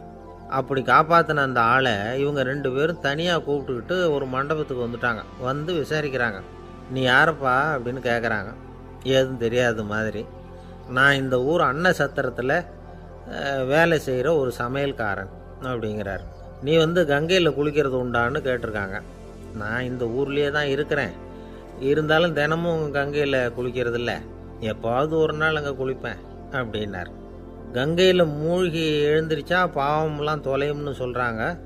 அப்படி இருக்கிறப்போ அங்கே இன்றைக்கி கங்கையில் குளிச்சுக்கிட்டு இருக்கிறவங்கெல்லாம் தங்களை வந்து புண்ணிய ஆத்மாவா நினைக்கல. கங்கையில் குளிக்காத நீ உன்னை வந்து புண்ணிய ஆத்மாவா நினச்சி என்னை காப்பாற்ற வந்திருக்கிற, அது எப்படி அப்படின்னு கேட்டார். அதுக்கு அந்த ஆள் சொல்கிறான், கங்கையில் குதிச்சதுக்கு அப்புறம் தானே உங்களை காப்பாற்ற போகிறோம். அப்படி குதிக்கும் பொழுது என்னுடைய பாவம்லாம் போயிருக்கும்ல, நான் புண்ணிய ஆத்மாவாக ஆயிருப்பேனே, அதனால தான் துணிஞ்சு வந்து உங்களை காப்பாற்றினேன் அப்படின்னா. கடவுளும் தேவியும் அவனுக்கு வந்து காட்சி கொடுத்தாங்களாம். இப்படி ஒரு கதை உண்டு. அதாவது கங்கையில் குளிச்சுக்கிட்டு இருக்கிறவங்களுக்கே தங்களுடைய பாவம் போகுங்கிற நம்பிக்கை பரிபூர்ணமாக இல்லை. குளிக்காத ஒருத்தனுக்கு அந்த நம்பிக்கை இருந்தது. அதனால் அவனால் கடவுளை பார்க்க முடிஞ்சது. கடவுளை வந்து நாமளும் பார்க்க முடியுமா முடியாதா அப்படிங்கிற குழப்பம்லாம் நமக்கு வேண்டியதில்லை. நம்பிக்கையோடு வாழணுங்கிற உண்மையை மட்டும் இந்த கதையிலேருந்து புரிஞ்சுக்கிட்டா போதும். ஏன்னா இந்த கதையை கேட்டுட்டு ஒரு நண்பன் குதர்க்கமாக ஒரு கேள்வி கேட்டான். ஏன் சார், கங்கையில் குளித்தா பாவம் போயிடும்னு சொல்கிறீங்களே, நான் எனக்கு வேண்டாத ஒருத்தனை அழைச்சிட்டு போய் கங்கையிலேயே தள்ளி விட்டுட்டு அதுக்கப்புறம் அங்கேயே முழுக்க போட்டுட்டு நான் செஞ்ச பாவத்தை வந்து அதுலேயே கழுவி விட்டுட்டு மறுபடியும் உங்ககிட்ட வந்துடுறேன்னு வச்சுக்கோங்க, நீங்கள் என்னை வந்து புண்ணிய ஆத்மான்னு ஏற்றுக்குவீங்களா அப்படிங்கிறான். ஆள் கொஞ்சம் ஆசைந்தான், நம்மளே அங்கே அழைச்சிட்டு போனாலும் போயிடுவான். வாழ்க்கையில் சில சந்தர்ப்பங்களில் நாம் வந்து சில அவமானங்களை சந்திச்சே தீர வேண்டியிருக்கு. என்ன பண்ணுறது, காலம் அப்படி. அவமானப்படுறவங்க உடனே அடங்கி போயிடுறது தான் உலக வழக்கம். அவமானப்பட்டால் உடனே சீறி எழறவங்களும் உண்டு. ஆனால் அதையே ஒரு சவாலாக எடுத்துக்கிட்டு முன்னுக்கு வர்றவங்களும் சில பேர் இருக்கிறாங்க. அவங்க ரொம்ப அபூர்வம். இன்றைக்கி மனோதத்துவ நிபுணர்கள்லாம் என்ன சொல்கிறாங்க தெரியுமா? அவமானப்பட்டுட்டா உடனே அடங்கி போயிடக்கூடாதான், அதையே ஒரு சவாலாக எடுத்துக்கிட்டு மனசில் ஒரு வைராக்கியத்தோடு முயற்சி பண்ணினா வாழ்க்கையில் எல்லாரும் முன்னேறலாம். அவமானங்கிறத நாம் வந்து வைராக்கியமாக மாற்றிக்கணும், அதுதான் வெற்றிக்கு வழி. ராமர் வந்து இந்த பூமியில் பிறந்ததே ஒரு வைராக்கியத்தினால தான் சார் அப்படின்னார் ஒருத்தர். எப்படிங்க அது அப்படின்னு கேட்டேன். அவர் சொன்னார், தசரதருக்கு ராமர் வந்து குழந்தையாக வந்து பிறக்கணும், அப்போ தான் இங்கே இருக்கிற கஷ்டங்கள்லாம் நீங்கும் அப்படின்னு சர்வ லோகமும் எதிர்பார்த்துக்கிட்டு இருக்குது. ஆனால் அவர் எப்போ வந்து பிறப்பார் அப்படின்னு யாருக்கும் தெரியல. அந்த காரியம் சீக்கிரம் நடக்கணுமே, அதுக்கு என்ன பண்ணுறது? நாரதர் வந்தார் ஒரு நாள் தசரதரை தேடி. தசரதா, உனக்கு ஒரு செய்தி தெரியுமான்னு ஆரம்பித்தார். அவர் எப்பவும் இப்படித்தானே ஆரம்பிக்கிறது வழக்கம். என்ன விஷயம்னு கேட்டார் தசரதர். தசரதா, நீ அடிக்கடி உன்னோட தேரில் ஏறிக்கிட்டு தேவலோகத்துக்கு போகிற, அங்கே போகிற வர்ற எல்லாம் பண்ணிகிட்ருக்க, எல்லாம் சரி. தேவலோகத்துலேயும் உன்னை நல்லபடியாக தான் வரவேற்கிறாங்க. தேவேந்திரன் உன்னை பிரியமாக அழைச்சிட்டு போய் தன்னுடைய அரியாசனத்திலேயே தனக்கு பக்கத்திலேயே உட்கார வைக்கிறான். நீயும் சந்தோஷமாக உட்காந்து பேசிவிட்டு வந்துடுற. ஆனால் நீ இங்கே வந்ததுக்கு அப்புறம் அங்கே என்ன நடக்குது தெரியுமா உனக்கு அப்படின்னாரான் நாரதர். என்ன நடக்குது, எனக்கு ஒன்றும் தெரியலையே அப்படின்னாரான் தசரதர். நாரதர்கிட்ட வந்து கிட்டத்தில் வந்து கேட்டிருக்கார், கொஞ்சம் சொல்லுங்கள் என்ன இது அப்படின்னு. அவர் ஒரு நெருங்கி வந்தாரான் நாரதரும். மெதுவாக அவர் காதோட காதாக சொன்னாராம். அதாவது நம்ம பாஷையில் சொல்லப்போனால் பற்ற வைக்கிறார். நீ அங்கே தேவேந்திரங்கிட்ட உட்காந்து பேசிவிட்டு வந்த பிறகு நீ அங்கே உட்காந்துருந்த அரியாசனத்தை தண்ணி ஊற்றி கழுவி சுத்தப்படுத்துகிறாங்க. நீ என்ன அந்த அளவுக்கு சுத்தம் இல்லாத ஆளா, தினம் குளிக்காமையாக இருக்கிற அப்படின்னாராம். தசரதருக்கு இது ரொம்ப அவமானமாக போயிட்டுது.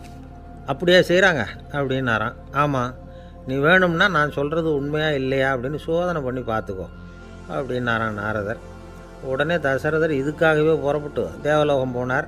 அங்கே வழக்கம் போலவே இவரை கூப்பிட்டு உட்கார வச்சு பேசிக்கிட்டு இருந்தான் தேவேந்திரன். கொஞ்ச நேரம் பேசிக்கிட்டு இருந்துட்டு சரி நான் கிளம்புறேன்னு புறப்பட்டார். சரி, அவனும் வாசல் வரைக்கும் வந்து வழி அனுப்பி வச்சுட்டு உள்ளே போயிட்டான். தசரதர் வெளியில் கொஞ்ச நேரம் மறைஞ்சி இருந்துட்டு மெதுவாக உள்ளே எட்டி பார்த்தார் என்ன நடக்குதுன்னு. நாரதர் சொன்னது உண்மைதான். தசரதர் உட்காந்துருந்த ஆசனத்தை அங்கே 2 தேவர்கள் கழுவி சுத்தப்படுத்திக்கிட்டு இருக்கிறாங்க. தசரதரால் இதை தாங்கிக்க முடியல. அவருக்கு ரொம்ப அவமானமாக போச்சு. நேராக கிடுகிடுன்னு தேவேந்திரங்கிட்டே போனார். நான் உட்காந்துருந்த இருக்கையே சுத்தம் பண்ணுறியே, நான் என்ன அந்த அளவுக்கு பாவியா அப்படின்னு கேட்டார். ரொம்ப கோபமாக கேட்டார். தசரதரே, மனுஷனுக்கு 3 கடன்கள் உண்டு. தேவ கடன், ரிஷி கடன், பித்ரு கடன். இதை தீர்க்காதவன் பாவியாகிறான். இதில் மகனை பெறுவதால் தான் பித்ரு கடன் தீரும். உனக்கு மகன் கிடையாது, அதனால் நீ பாவியாகிற. பாவி உட்கார்ந்துருந்த இடம்ங்கிறதுனால அதை சுத்தம் செய்ய வேண்டியது எங்கள் கடமை அப்படின்னு நானும் தேவேந்திரன்.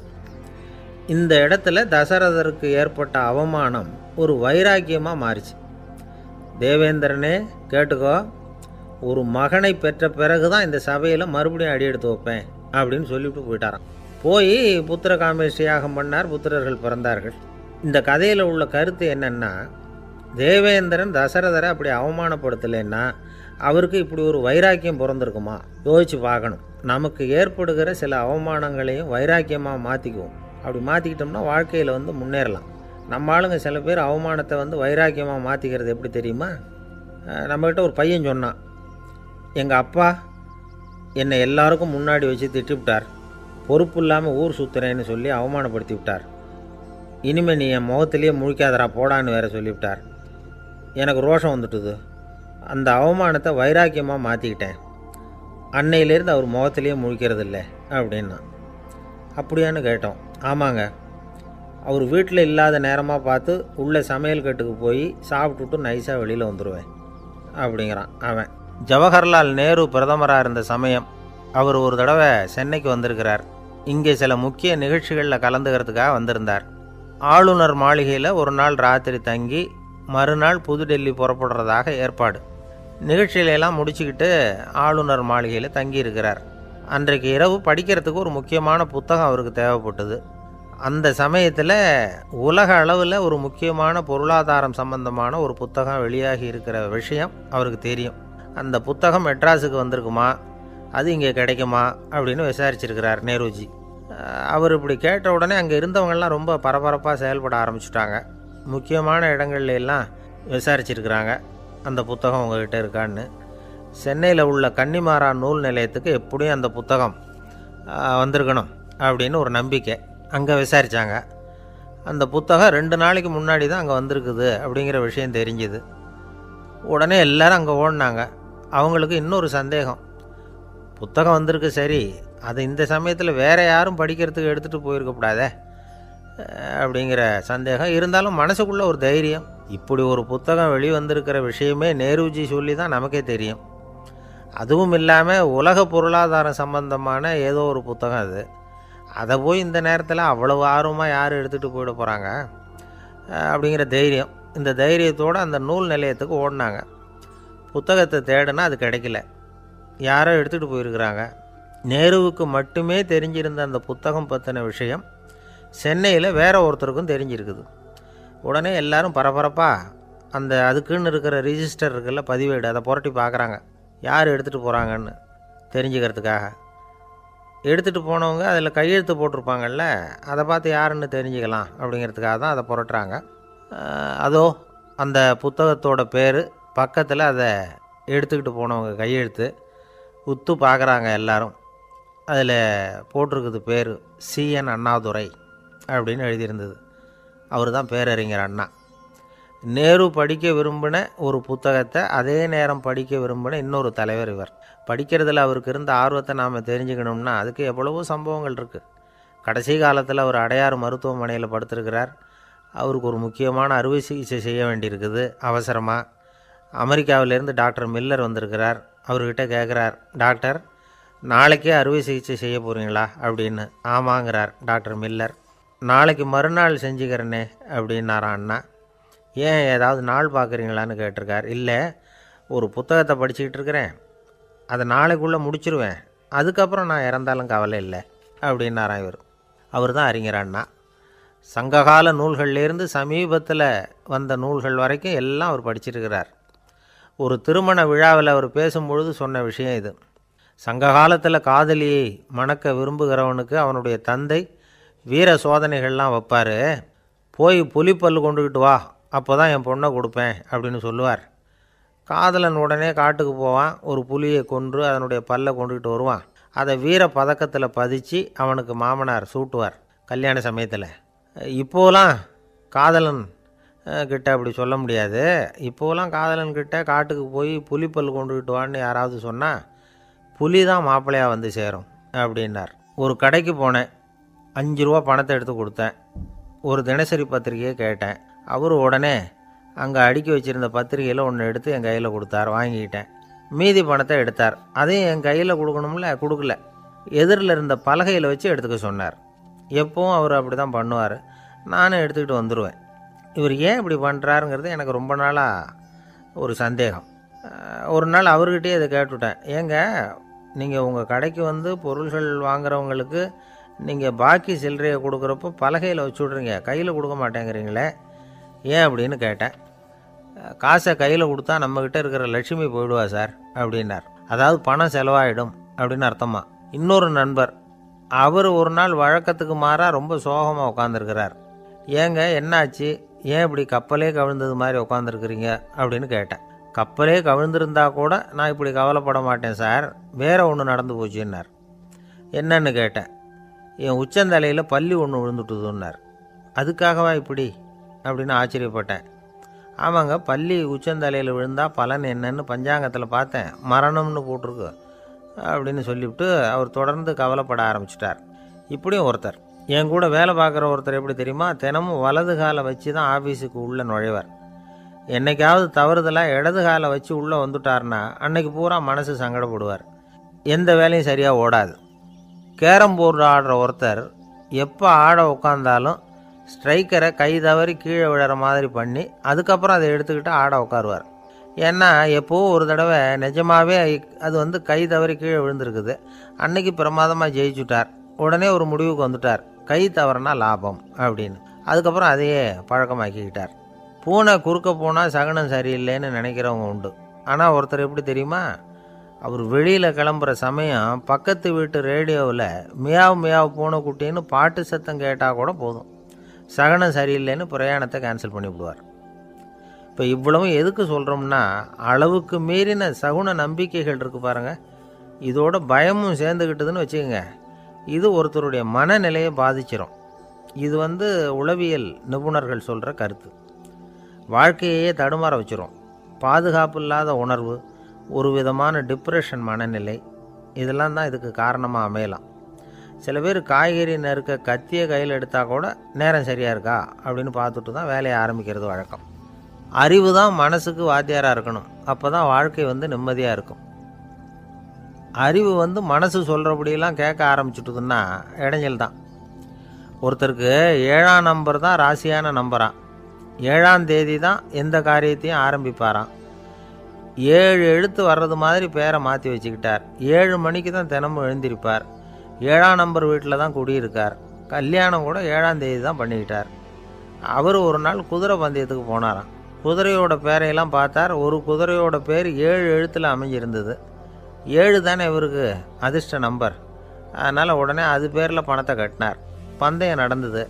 என்ன சார் ஆச்சுன்னு கேட்டாங்க. நான் பணம் கட்டின அந்த என்னோட குதிரை 7ஆவதாக வந்து சேர்ந்தது சார் அப்படின்னாராம் சோகமாக. ஒரு விவசாயி விதைக்கிறதுக்காக வயல்வெளி பக்கம் போகிறார். விதைகளை அள்ளி வீசினார்.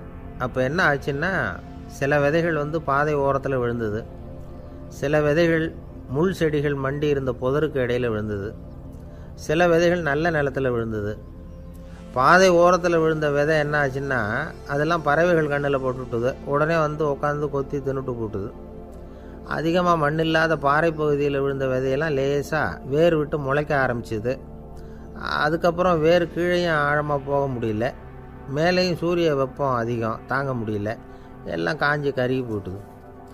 புதர் பகுதியில் சில விதைகள் விழுந்தது இல்லையா, முள் செடிகள் காடாக மண்டி போயிருந்தது.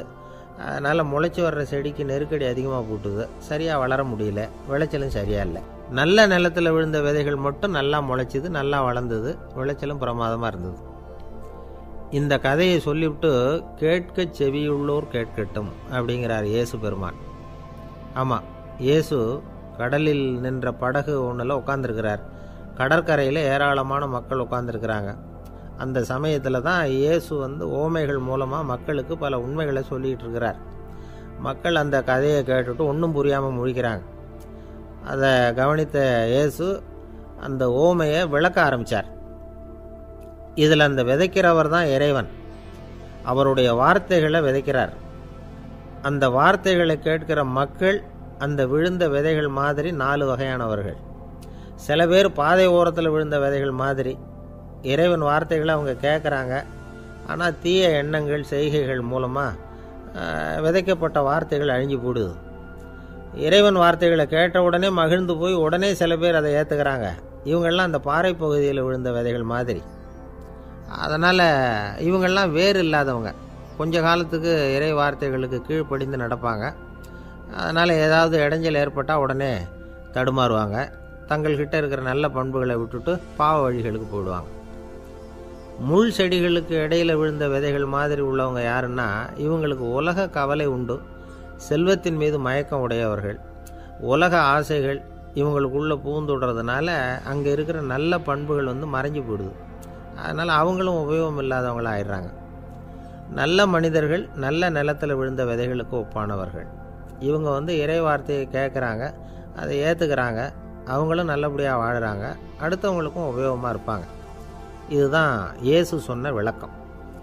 நல்ல வார்த்தைகளை கேளுங்கள், நல்ல வார்த்தைகளை ஏற்றுக்கொள்ளுங்கள், அடுத்தவங்களுக்கு உபயோகமாக இருங்க. இதுதான் பெரியவங்கள்லாம் நமக்கு சொல்லுகிற உபதேசம். ஒரு அப்பா தன்னுடைய மகனுக்கு உபதேசம் பண்ணார். இதை பாருப்பா, நல்ல வார்த்தைகளை கேட்கணும், எப்போதுமே மகன் அப்பா பேச்சை கேட்குறது நல்லது அப்படின்னாராம். நீ ஏதாவது ஒரு தப்பு பண்ணால் என் தலையில் ஒரு முடி நரைச்சி வெள்ளையாக போடும்பா, நீ செய்கிற ஒவ்வொரு தப்புக்கும் என் தலையில் ஒவ்வொரு முடி வெள்ளையாயிடும் அப்படின்னாராம். பையன் யோசித்தான், அப்பா இப்போ தான் எனக்கு புரியுது, தாத்தாவோட தலைமுடி பூராவும் வெள்ளையாக இருக்கிறதுக்கு என்ன காரணம்ங்கிறது எனக்கு இப்போ தான் புரியுது அப்படின்னானா. ஒரு ஊரில் ஒரு ராஜா இருந்தார். அவர் ஒரு பூனை வளர்த்தார். ரொம்ப செல்லமாக அவர் அந்த பூனையை வளர்த்தார். அவர் என்ன பண்ணுவார் தெரியுமா? இரவு நேரத்தில் அந்த பூனையோட தலையில் ஒரு விளக்கை வச்சுருவார். அந்த பூனை ரொம்ப ஜாக்கிரதையாக அந்த விளக்கு கீழே விழுந்துடாமல் பார்த்துக்கும். தலையை ஆட்டாமல் ரொம்ப நிதானமாக ராஜா பின்னாடி நடந்து போய்கிட்டே இருக்கும். அந்த விளக்கு வெளிச்சத்தில் எல்லா வேலைகளையும் செஞ்சுருவார்.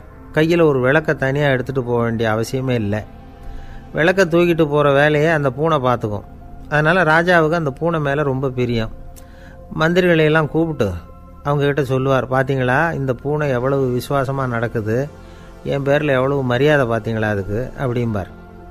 இதை கேட்டுவிட்டு அங்கேருந்து அமைச்சர்களில் ஒருத்தர் சொன்னார், மன்னா நீங்கள் சொல்கிறது சரிதான், இருந்தாலும் இந்த பூனையோட விசுவாசத்தை நாம் கொஞ்சம் சோதித்து பார்க்க வேண்டியிருக்கு அப்படின்னாராம். சரி, உங்கள் ஆசையை ஏன் கெடுக்கணும், நல்லா சோதித்து பாருங்கள் அப்படின்னு சொல்லிவிட்டார் ராஜா. உடனே அந்த அமைச்சர் என்ன பண்ணார் தெரியுமா? எங்கேயோ புறப்பட்டு போனார். ஒரு 5-6 எலிகளை பிடிச்சிக்கிட்டு வந்தார். அரண்மனையில் ராஜா ஏதோ வேலை பார்த்துக்கிட்டு இருக்கிறாரு. பக்கத்தில் அந்த பூனை ரொம்ப பணிவாக நின்றுக்கிட்டு இருக்குது. அது தலையில் விளக்கு எரிஞ்சிக்கிட்டு இருக்கு. அமைச்சர் தான் பிடிச்சிக்கிட்டு வந்த எலிகளை அந்த பூனை பார்வையில் படுறது மாதிரி எதிரில் விட்டார். அந்த எலிகள்லாம் அங்கேயும் இங்கேயும் ஓட ஆரம்பிச்சிது. அதை பார்த்தது பூனை, அவ்வளவுதான். தலையில் இருக்கிற விளக்கை பற்றியும் கவலைப்படலை, ராஜாவை பற்றியும் கவலைப்படலை. ஒரே பாய்ச்சலாக பாஞ்சு எலிகளை துரத்த ஆரம்பிச்சுட்டுது. தலையில் இருந்த விளக்கு எங்கேயோ போய் விழுந்தது, அணைஞ்சு போச்சு. இருட்டில் ராஜா தடுமாற ஆரம்பிச்சுட்டார். இந்த சமயத்தில் அந்த அமைச்சர் மறுபடியும் விளக்கை ஏற்றினார். வெளிச்சம் வந்தது. அதுக்கப்புறம் அந்த அமைச்சர் பேசினார், அரசே, பூனையோட விசுவாசத்தை பார்த்தீங்களா? எலி அது கண்ணில் படுற வரைக்கும் தான் விசுவாசமாக இருந்தது. அது மாதிரி எலியை பார்த்ததும் எல்லாத்தையும் விட்டுட்டு அதை துரத்த ஆரம்பிச்சுட்டு பார்த்தீங்களா? தான் அந்த பூனையை பற்றி நினச்சது தப்புங்கிறது அதுக்கப்புறம் தான் அந்த ராஜாவுக்கு புரிஞ்சுதான். சரி, இப்போ எதுக்கு இந்த கதையெல்லாம் அப்படிங்கிறீங்களா? இந்த பூனை மாதிரி தான் நம்ம மனசும். மனசை எவ்வளவு தான் பயிற்சி கொடுத்து பக்குவமாக வச்சுருந்தாலும் பார்க்குறதுக்கு பரமசாது மாதிரி தான் இருக்கும். பார்க்க வேண்டியதை பார்த்துட்டுதுன்னா பாஞ்சிரும். இந்த பூனை மாதிரி புலன் இன்ப பொருள்கள் கிட்டாத வரைக்கும் மனம் அடங்கி இருக்கிறது மாதிரி தான் தெரியும். கொஞ்சம் வாய்ப்பு கிடைச்சாலும் அது குதிக்க ஆரம்பிச்சிடும், தப்பு பண்ண ஆரம்பிச்சிடும். பெரிய பெரிய முனிவர்கள் வாழ்க்கையில் நடந்த வீழ்ச்சி இதை தான் நிரூபிக்குது. புலன்களின் ஆற்றல் அதிகம். அதனால் மனக்கட்டுப்பாடு பயிற்சிகளில் ரொம்ப எச்சரிக்கையாக இருக்கணுங்கிறார் சுவாமி சிவானந்தர். மது பழக்கத்தையே விட்டுவிட்டேன்னு உறுதியாக இருப்பான். கடை கண்ணில் பட்டுவிட்டதுன்னா கால் அவனை கேட்காமலே இழுத்துக்கிட்டு உள்ளே போயிடும். இதுதான் மனசுங்கிறது. அதுதான் அந்த ராஜா வளர்த்த பூனை. நம்மால் ஒருத்தன் அந்த ராஜா பூனை தலையில் விளக்க வச்சது மாதிரி இவன் தன்னுடைய தலையிலேயே ஒரு விளக்கை ஏற்றி வச்சுக்கிட்டு என்னத்தையோ தேட ஆரம்பித்தான். தேடிக்கிட்டு இருக்கிறான். தலையை ஆட்டாமல் நிதானமாக நடந்து ரொம்ப நேரமாக தேடிட்டு இருக்கிறான். அந்த சமயம் அங்கே வந்த ஒருத்தர் என்னத்தை தேடுறீங்கன்னு கேட்டார். அதுதான் மறந்து போச்சு அப்படின்னு இழுத்தான். சரி, கொஞ்சம் இப்படி உட்காருங்க, ஞாபகம் வந்ததும் தேட ஆரம்பிக்கலாம் அப்படின்னார் அவர். இவன் கொஞ்ச நேரம் உட்காந்து யோசித்தான். அப்புறம் திடீர்னு எழுந்திரிச்சான். ஞாபகம் வந்துட்டுதுன்னா. என்னன்னு கேட்டார். எங்கள் வீட்டில் இருந்த விளக்கை எங்கே வச்சேன்னு தெரியல, அதை தான் தேடிக்கிட்டு இருக்கிறேன், ஏற்றி வைக்கலாம்னு பார்க்குறேன் அப்படின்னா. ஒரு ராஜா இருந்தார். நாடு பூராவும் நிறைய மரங்களை நட்டு வளர்க்கணுங்கிறது அவரோட ஆசை. தானே அதுக்கு முன்மாதிரியாக இருக்கணும்னு நினச்சார். அரண்மனையை சுற்றி மரங்களை நட்டு வளர்த்தார். இதை பார்த்துட்டு ஜனங்களும் அவங்கவுங்க வீட்டை சுற்றி மரக்கன்றுகளை நட்டு வளர்த்தாங்க. கொஞ்ச காலத்தில் ஊர் பூரா பசுமையாக மாறிச்சு. எல்லாருக்கும் சந்தோஷமாக இருந்தது. இது ஒரு பக்கம் இருக்கட்டும். இப்போ நான் சொல்ல போகிற கதை வேறு.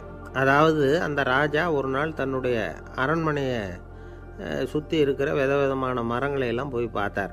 எப்படி இருக்கிறீங்க அப்படின்னு ஒவ்வொரு மரத்துக்கிட்டையும் விசாரிச்சாராம். எந்த மரமும் சந்தோஷமாக இருக்கிறதா தெரியல. அதுக்கும் மனசில் ஒரு குறை. முதல்ல ஆலமரத்துக்கிட்ட போனார். அது சொல்லிச்சு, மண்ணா, நான் நல்லா பெருசாக வளர்ந்துருக்கிறேன், அடர்த்தியாக இருக்கிறேன், கிளையெல்லாம் 4 பக்கமும் நல்லா படர்ந்து தான் இருக்குது, இருந்தாலும் எந்த பிரயோஜனமும் இருக்கிறதா தெரியல எனக்கு. என்னுடைய பழம்லாம் ரொம்ப சின்னதாக இருக்குது, என் கண்ணுக்கு சரியாக புறப்பட மாட்டேங்குது. நான் இருக்கிற சைஸுக்கு என்னுடைய கிளையில் இருக்கிற பழம்லாம் எவ்வளவு பெருசாக இருக்கணும், அது இத்தினூண்டு இருக்கிறது எனக்கு பெரிய அவமானமாக இருக்குது. இப்படி இங்கே நின்றுக்கிட்டு இருக்கிறதே ரொம்ப கூச்சமாக இருக்குது. ஒரு நல்ல புயல் வந்ததுன்னா பேசாமல் சாஞ்சு விடலாமான்னு பார்க்குறேன் அப்படின்னு புலம்புது ஆலமரம். சரி, இருக்கட்டும்னு நினச்சிக்கிட்டு ராஜா அடுத்தபடியாக ஒரு அத்தி மரத்துக்கிட்ட போனார். அதுவும் புலம்ப ஆரம்பிச்சுட்டுது. நான் கூட பெரிய மரம் தான், இல்லை இலையெல்லாம் அழகாக தான் இருக்குது, பழம் அழகாக இருக்குது, இருந்தாலும் உள்ள விஷயம் இல்லையே, அத்தி பழத்தை புட்டு பார்த்தா அத்தனையும் சொத்தை அப்படின்னு பழமொழியே உண்டாயிட்டுதே, இப்படி ஒரு கெட்ட பேரோடு நான் இருக்கணுமா அப்படின்னு புலம்புது அது. சரி, இது இருக்கட்டும் அப்படின்னு சொல்லி அடுத்தபடியாக வேப்ப மரத்துக்கிட்ட போனார். அது தன்னுடைய வேதனையை வெளியிட்டது. எனக்கு எவ்வளவோ மருத்துவ குணங்கள்லாம் இருக்கிறதா சொல்லிக்கிறாங்க, இருந்தாலும் என்ன பிரயோஜனம், என்னுடைய பழத்தை மனிதர்கள் யாரும் விரும்பி சாப்பிட்றது இல்லையே அப்படின்னுது. ராஜா அடுத்தாப்புல இருந்து ஒரு பனை மரத்துக்கிட்ட போனார். நான் நல்லா உயரமாக தான் வளர்ந்துருக்கிறேன், மற்ற மரங்கள்லாம் என்னை அண்ணாந்து தான் பார்க்கணும், இருந்தாலும் என்கிட்ட நிழலுக்காக யாரும் ஒதுங்கிறது இல்லையே அப்படின்னுது.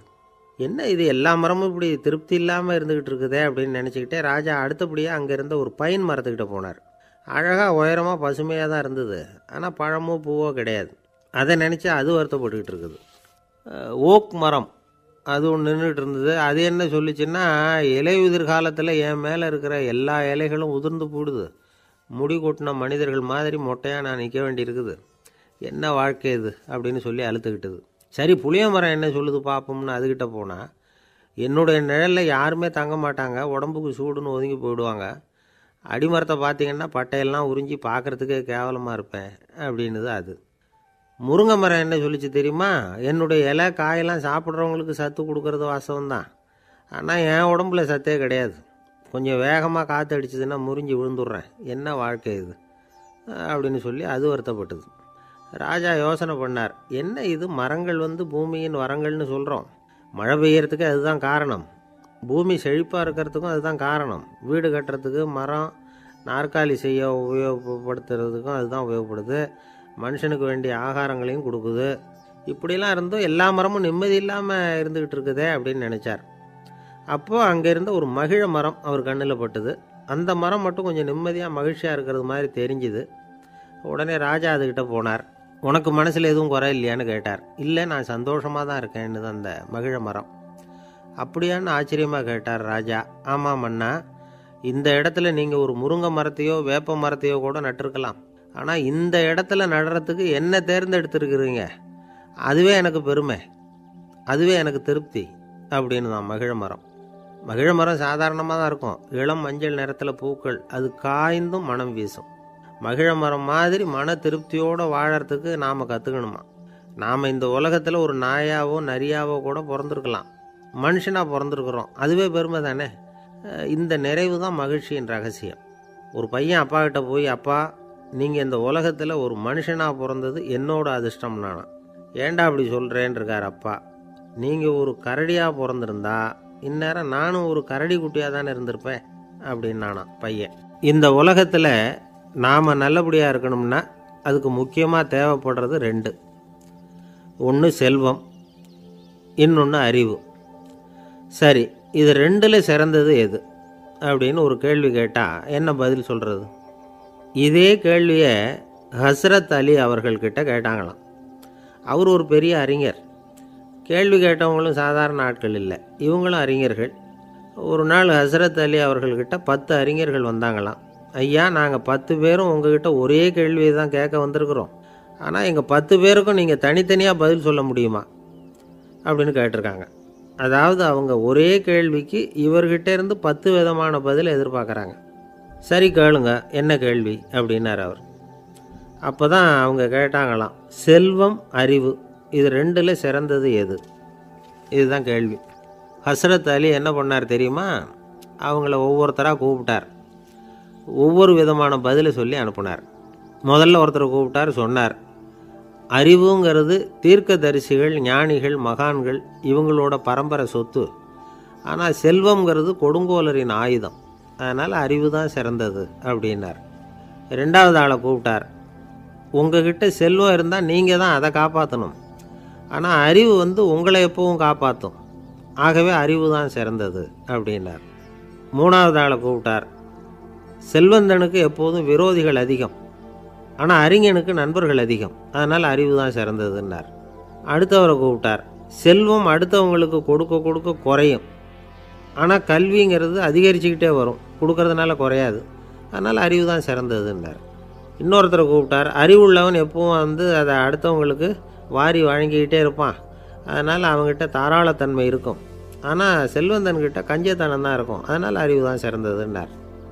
6வது நபரை கூப்பிட்டார். செல்வத்தை கள்வர்கள் திருடிட்டு போக முடியும், ஆனால் அறிவை அப்படி திருடிட்டு போக முடியாது அப்படின்னார். 7வது நபரை கூப்பிட்டார். செல்வம் கால ஓட்டத்தில் அழிஞ்சிரும், ஆனால் அறிவை கால ஓட்டம் ஒன்றும் பண்ண முடியாது. ஆகவே அறிவே சிறந்ததுன்னார். 8வது ஆளை கூப்பிட்டு சொன்னார், செல்வத்துக்கு எப்பவும் எல்லை உண்டு, நிறை உண்டு, அளவு உண்டு, கணக்கு உண்டு. ஆனால் அறிவுக்கு அப்படிப்பட்ட எல்லை எதுவும் கிடையாது. அதனால் அதுதான் சிறந்ததுன்னார். அடுத்தவனை கூப்பிட்டார். செல்வம் உள்ளத்தில் உள்ள ஒளியை போக்கிவிடும், இருட்டை உண்டாக்கிவிடும், விரிந்த மனப்பான்மையை குறுகலாக்கிவிடும். ஆனால் அறிவு அப்படி இல்லை, இருண்ட உள்ளத்தில் ஒளியை பாய்ச்சி அதை விசாலப்படுத்துது. அதுதான் சிறந்ததுன்னார். கடைசியாக 10வது நபரை கூப்பிட்டார். செல்வம் மனசில் செருக்கை உண்டாக்குது, ஆணவத்தை ஏற்படுத்துது. அதனால் நானே கடவுள்னு நினைக்கிற அளவுக்கு மனுஷனை தாழ்த்தி விடுது. ஆனால் அறிவு பணிவையும் பண்பாட்டையும் வளர்க்குது. அதனால் அறிவு தான் சிறந்ததுன்னார். ஆக இப்படி 10 பேருக்கும் 10 விதமாக பதில் சொன்னது மூலமாக ஹஸ்ரத் அலி அவர்கள் அறிவு தான் செல்வத்தை விட சிறந்தது அப்படிங்கிறதுக்கு 10 காரணங்களை சுட்டி காட்டியிருக்கார். அந்த அறிஞர் 10 பேர் கேட்ட ஒரே கேள்விக்கு 10 பதில் சொன்னார். நமக்கு வேண்டிய ஒருத்தர் 10 பேர் கேட்ட கேள்விக்கு ஒரே பதில் சொல்லி சமாளித்தார். கேள்வி என்ன தெரியுமா? என்கிட்ட வாங்கின கடனை எப்போயா திருப்பி கொடுக்க போகிற? இதுதான் அந்த 10 பேரும் கேட்ட ஒரே கேள்வி. இந்த மாதம் 26ஆம் தேதி தந்துடுறேன் அப்படிங்கிற ஒரே பதில் சொல்லி அவ்வளவு பேரையும் இவர் அனுப்பி வச்சுட்டாராம். எல்லாரும் போனதுக்கப்புறம் இவரை தனியாக கூப்பிட்டு கேட்டிருக்கிறாங்க. அது என்ன சார் கணக்கு, 26ஆம் தேதி அன்னைக்கு என்ன அதிசயம் நடக்க போகுது அப்படின்னு கேட்டிருக்காங்க. அதிசயம் அன்னைக்கு இல்லை, அதுக்கு நாளே நடக்க போகுதுன்னாராம். விவரமாக சொல்லுங்கன்றிருக்காங்க. வேறு ஒன்றும் இல்லைங்க, 26ஆம் தேதி தானே எல்லாரையும் வர சொல்லியிருக்கிறேன், அதுக்கு நாளே நான் புறப்பட்டு தலைமறைவாயிட போகிறேன் அப்படின்னாராம் ரொம்ப பெருமையாக. துருக்மேனியாவில் அஷ்காபாத் அப்படின்னு ஒரு நகரத்தில் ஒரு புவியியல் விஞ்ஞானி இருந்தார். அவர் ஒரு நாய்க்குட்டி வளர்த்தார். ஒரு நாள் முன்னிரவு நேரம் ஒரு மேஜைக்கு முன்னாடி உட்காந்து அந்த விஞ்ஞானி ஏதோ கணக்கு போட்டுக்கிட்டு இருக்கிறார். அவருக்கு ஒரு சின்ன பெண் குழந்தை, அது தொட்டிலில் தூங்கிட்டு இருக்குது. அந்த நாய்க்குட்டியும் ஒரு மூலையில் படுத்து அது பாட்டுக்கு தூங்கிட்டு இருந்தது. ஒரே அமைதி. அந்த நேரத்தில் திடீர்னு அந்த நாய்க்குட்டி துள்ளி எழுந்திரிச்சிது. நேராக குழந்தைகிட்ட ஓடிச்சு. அந்த குழந்தைய அது போட்டிருந்த ட்ரெஸ்ஸோடு சேர்த்து கவ்வி தூக்குச்சு. தூக்கிக்கிட்டு வாசல் பக்கம் ஓடிச்சு. நாய்க்குட்டி குழந்தைய கவ்வி தூக்க முடியுமாங்கிற சந்தேகம் உங்களுக்கு இல்லையா? நீங்கள் நம்ம ஊர் நாய்க்குட்டியவே பார்த்து பழக்கப்பட்டிருக்கீங்க, அதனால் நம்புறதுக்கு சிரமமாக இருக்கும். அந்த ஊர்லெலாம் அது ரொம்ப ஸ்ட்ராங்காக இருக்கும், ஒரு ஏதோ கண்ணுக்குட்டி மாதிரி இருக்கும். விஞ்ஞானி அதை பார்த்துட்டார். உடனே அந்த நாய்க்கு வெறி பிடிச்சிட்டுதுன்னு முடிவு பண்ணிவிட்டு தன்னோட கை துப்பாக்கியை எடுத்துக்கிட்டு ஓடி வந்தார். அவர் வெளியில் நாய்க்குட்டி எங்கே அப்படின்னு பார்த்து தேடுறார். அந்த நேரத்தில் அந்த வீடு இடிஞ்சு விழுது. காரணம் பூமி அதிர்ச்சி. இப்படி பூமி அதிர்ச்சி உண்டாக போகுதுங்கிறது அந்த நாய்க்குட்டிக்கு முன்னாடியே தெரிஞ்சு போச்சு. அதுதான் குழந்தைய தூக்கிட்டு வெளியில் ஓடி வந்திருக்குது. அது மூலமாக அந்த குடும்பத்தையே காப்பாற்றியிருக்குது அந்த நாய்க்குட்டி. இந்த சம்பவம் நடக்கிறதுக்கு 3 நாளைக்கு முன்னாடியே சில பிராணிகளுக்கு இப்படி நடக்க போகுதுங்கிறது தெரிஞ்சிருக்குதான். ஆமாம், அந்த நகரத்தில் 3 நாளைக்கு முன்னாடியே பாம்பு, பல்லி இதெல்லாம் அது தங்கியிருந்த வலையை விட்டு வெளியில் ஓடி வந்துட்டுது. அதே மாதிரி அங்கே இருந்த புறாவெல்லாம் பறந்து போயிடுச்சான்.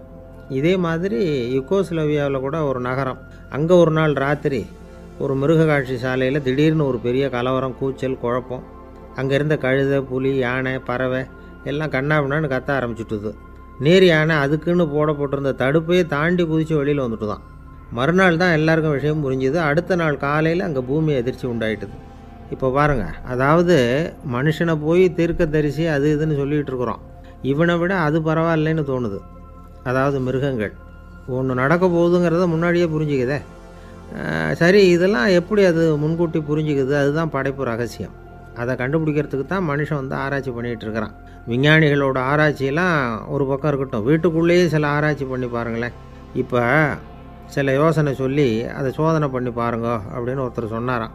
அதாவது இப்போ மழை வருமா வராதா அப்படின்னு தெரிஞ்சுக்கணுமா, உடனே ஒரு பூனைக்குட்டி பின்னாடியே மெதுவாக போய் அது என்ன செய்யுதுன்னு கவனித்து பார்க்கணும்.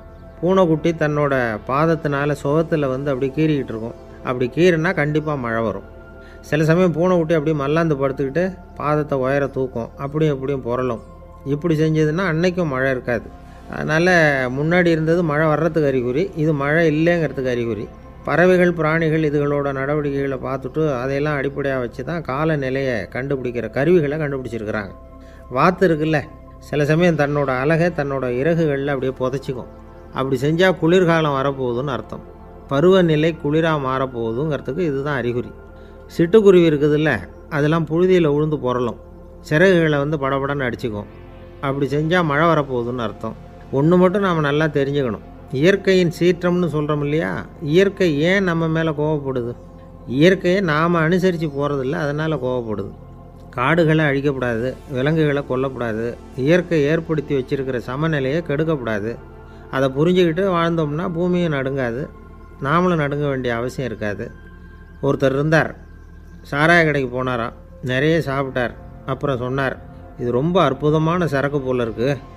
உள்ளே போன உடனே இந்த பூமியே நடுங்கிறது மாதிரி இருக்குது எனக்கு அப்படின்னாராம். இதுக்கு கடைக்காரர் சொல்லியிருக்கார், நீங்கள் சாப்பிட்டது வெறும் பச்சை தண்ணி தாங்க, இப்போ ஏற்பட்டிருக்கிறது நிஜம் பூமி அதிர்ச்சி அப்படின்னாராம். ஒரு ஊரில் ஒரு ராஜா இருந்தார். அந்த ராஜாவுக்கு ஒரு மந்திரி. ராஜா ரொம்ப நியாயமானவர், நேர்மையானவர், கண்டிப்பானவர். தப்பு செய்கிறது யாராக இருந்தாலும் தண்டனை கொடுப்பார். வேண்டியவங்களுக்கு ஒரு நியாயம், வேண்டாதவங்களுக்கு ஒரு நியாயங்கிறதெல்லாம் அவர்கிட்ட கிடையாது. ஒரு சமயம் அரசவையில் அந்த அமைச்சரே வந்து விதிமுறைகளுக்கு புறம்பாக ஏதோ நடந்துக்கிட்டு இருக்கார். மன்னருக்கு கோபம் வந்துட்டுது. உடனே அந்த அமைச்சரை கிட்டத்தில் கூப்பிட்டு அவர் கன்னத்தில் ஓங்கி ஒரு அறை கொடுத்துட்டாராம். உடனே அந்த அமைச்சர் என்ன பண்ணார் தெரியுமா, நேராக போனார், அங்கே நின்றுக்கிட்டு இருந்த இன்னொருத்தர் கன்னத்தில் ஓங்கி அரைஞ்சார். அறை வாங்கினவர் திகைச்சு போயிட்டார். இவர் ஏன் நம்மளை வந்து அரைகிறார் அப்படின்னு யோசனை பண்ணார். மன்னரும் திகைச்சு போயிட்டார். நாம் இவரை அரைஞ்சா அதுக்காக இவர் போய் இன்னொருத்தரை அரையணுமா அப்படின்னு யோசனை பண்ணார். இவருக்கு என்ன பைத்தியமானு கூட நினைக்க ஆரம்பிச்சிட்டார். ஆனால் என்ன ஆச்சுன்னா, அப்புறம் அமைச்சர் அவர் கவனிச்சிக்கிட்டு இருந்தாரா, அவர் இன்னொருத்தரை அரைஞ்சார் இல்லையா, அந்த அறை வாங்கின ஆசாமியை பார்த்து கத்திக்கிட்டு இருந்தார். யார்? அமைச்சர். ஏன்பா என்கிட்ட அறையை வாங்கிக்கிட்டு இப்படி விவரம் இல்லாமல் நின்றுட்டு இருக்கிறியே, நான் உனக்கு கொடுத்ததை நீ வேறு யாருக்கிட்டையாவது கொடுத்துரு அப்படின்னார். உடனே அந்த ஆள் பார்த்தான், தனக்கு அடுத்தபடியாக நின்றுக்கிட்டு இருந்தவனை ஓங்கி ஒரு அறை அரைஞ்சான். அவன் கன்னத்தை தடவிட்டே யோசனை பண்ணான். இது ஏதோ புரிஞ்சுக்கிட்ட மாதிரி அடுத்தாப்பில் நின்றுக்கிட்டு இருந்தவனை அரைஞ்சான். இப்படி இந்த அறை வந்து மாறி மாறி போய்கிட்டே இருக்குது. ஊர் பூரா பிரயாணம் பண்ண ஆரம்பிச்சுட்டுது. அன்னைக்கு ராத்திரி அந்த ராஜா படுக்கிறதுக்காக போனார். அந்த நேரம் பார்த்து அவர் கன்னத்தில் பலார்னு ஒரு அறை விழுந்தது. நம்மளே அரையிறது யார் அப்படின்னு அதிர்ச்சியோட மன்னர் திரும்பி பார்க்குறாரு. அரைஞ்சது அவரோட மனைவி. என்னாச்சு உனக்குன்னு கத்துனார் ராஜா. உங்களுக்கு தெரியாதா, ஊர் பூரா ஒருத்தர் மாற்றி ஒருத்தர் மூலமாக இந்த அறை வந்து பிரயாணம் பண்ணிக்கிட்டு வருது அப்படின்னாங்க அந்த அம்மா. அப்படின்னா ஆரம்பித்த இடத்துக்கே வந்துட்டுதா அப்படின்னாராம் மன்னர். என்ன சொல்கிறீங்கன்னு கேட்டிருக்காங்க. இவர் விவரத்தை சொன்னாராம். அப்படின்னா நீங்கள் ஆரம்பித்து வச்ச இந்த விளையாட்டை நான் முடிச்சு வச்சுட்டேன் அப்படின்னாங்களாம் அந்த அம்மா. மறுநாள் காலை மறுபடியும் அரசவை கூடிச்சு அந்த அமைச்சர் மன்னரை பார்த்து கேட்டார், என்ன மகாராஜா, என்கிட்ட கொடுத்ததை திருப்பி வாங்கிட்டீங்களா அப்படின்னாராம். இப்படி நடக்கும்னு நான் எதிர்பார்க்கவே இல்லைன்னார் மன்னர். ஆனால் நான் எதிர்பார்த்தேன். அது எங்கே போயிட போகுது, ஊர் பூரா சுற்றி கடைசியில் உங்ககிட்ட தான் வந்து சேரும் அப்படிங்கிறது எனக்கு தெரியும் அப்படின்னார் அமைச்சர். இந்த கதை வேடிக்கையாக இருந்தால் கூட இதில் உள்ள கருத்து முக்கியமானது.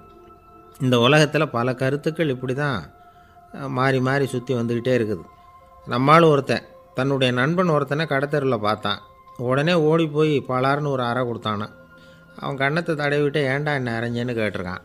நீ ஏன்டா என்னை முட்டாள்னு என் மனைவிட்ட போய் சொன்னேன் அப்படின்ட்டுருக்கான் அவன். உன்னை ஒரு முட்டாள்னு சொன்னதுக்காகவா நீ என்ன அரைஞ்ச அப்படின்னு கேட்டிருக்கான் இவன். டேய், நான் அதுக்காக அறையலப்பா, அது ஒரு பெரிய ரகசியம் நான் முட்டாளுங்கிறது. அந்த ரகசியத்தை நீ ஏன் எங்கள் வீட்டில் போய் சொன்னேன், அதுக்காக தான் அரைஞ்சேன் அப்படின்னு அவன். பக்தின்னு சொல்கிறோம் இல்லையா, அது 3 வகைப்படும் அப்படிங்கிறார் ஒரு பெரியவர். அது என்ன 3 வகைன்னா, தெய்வ பக்தி, அடியார்கள் பக்தி, குரு பக்தி. அடியார் பக்தியை விட தெய்வ பக்தியை விட குரு பக்தி தான் ரொம்பவும் சிறந்ததுங்கிறார் அவர். தெய்வத்துக்கிட்ட செஞ்ச பாவம் குருநாதர்கிட்ட தீர்ந்துருமா. குருநாதர்கிட்ட செஞ்ச பாவம் தெய்வத்துக்கிட்ட போனாலும் தீராதான்.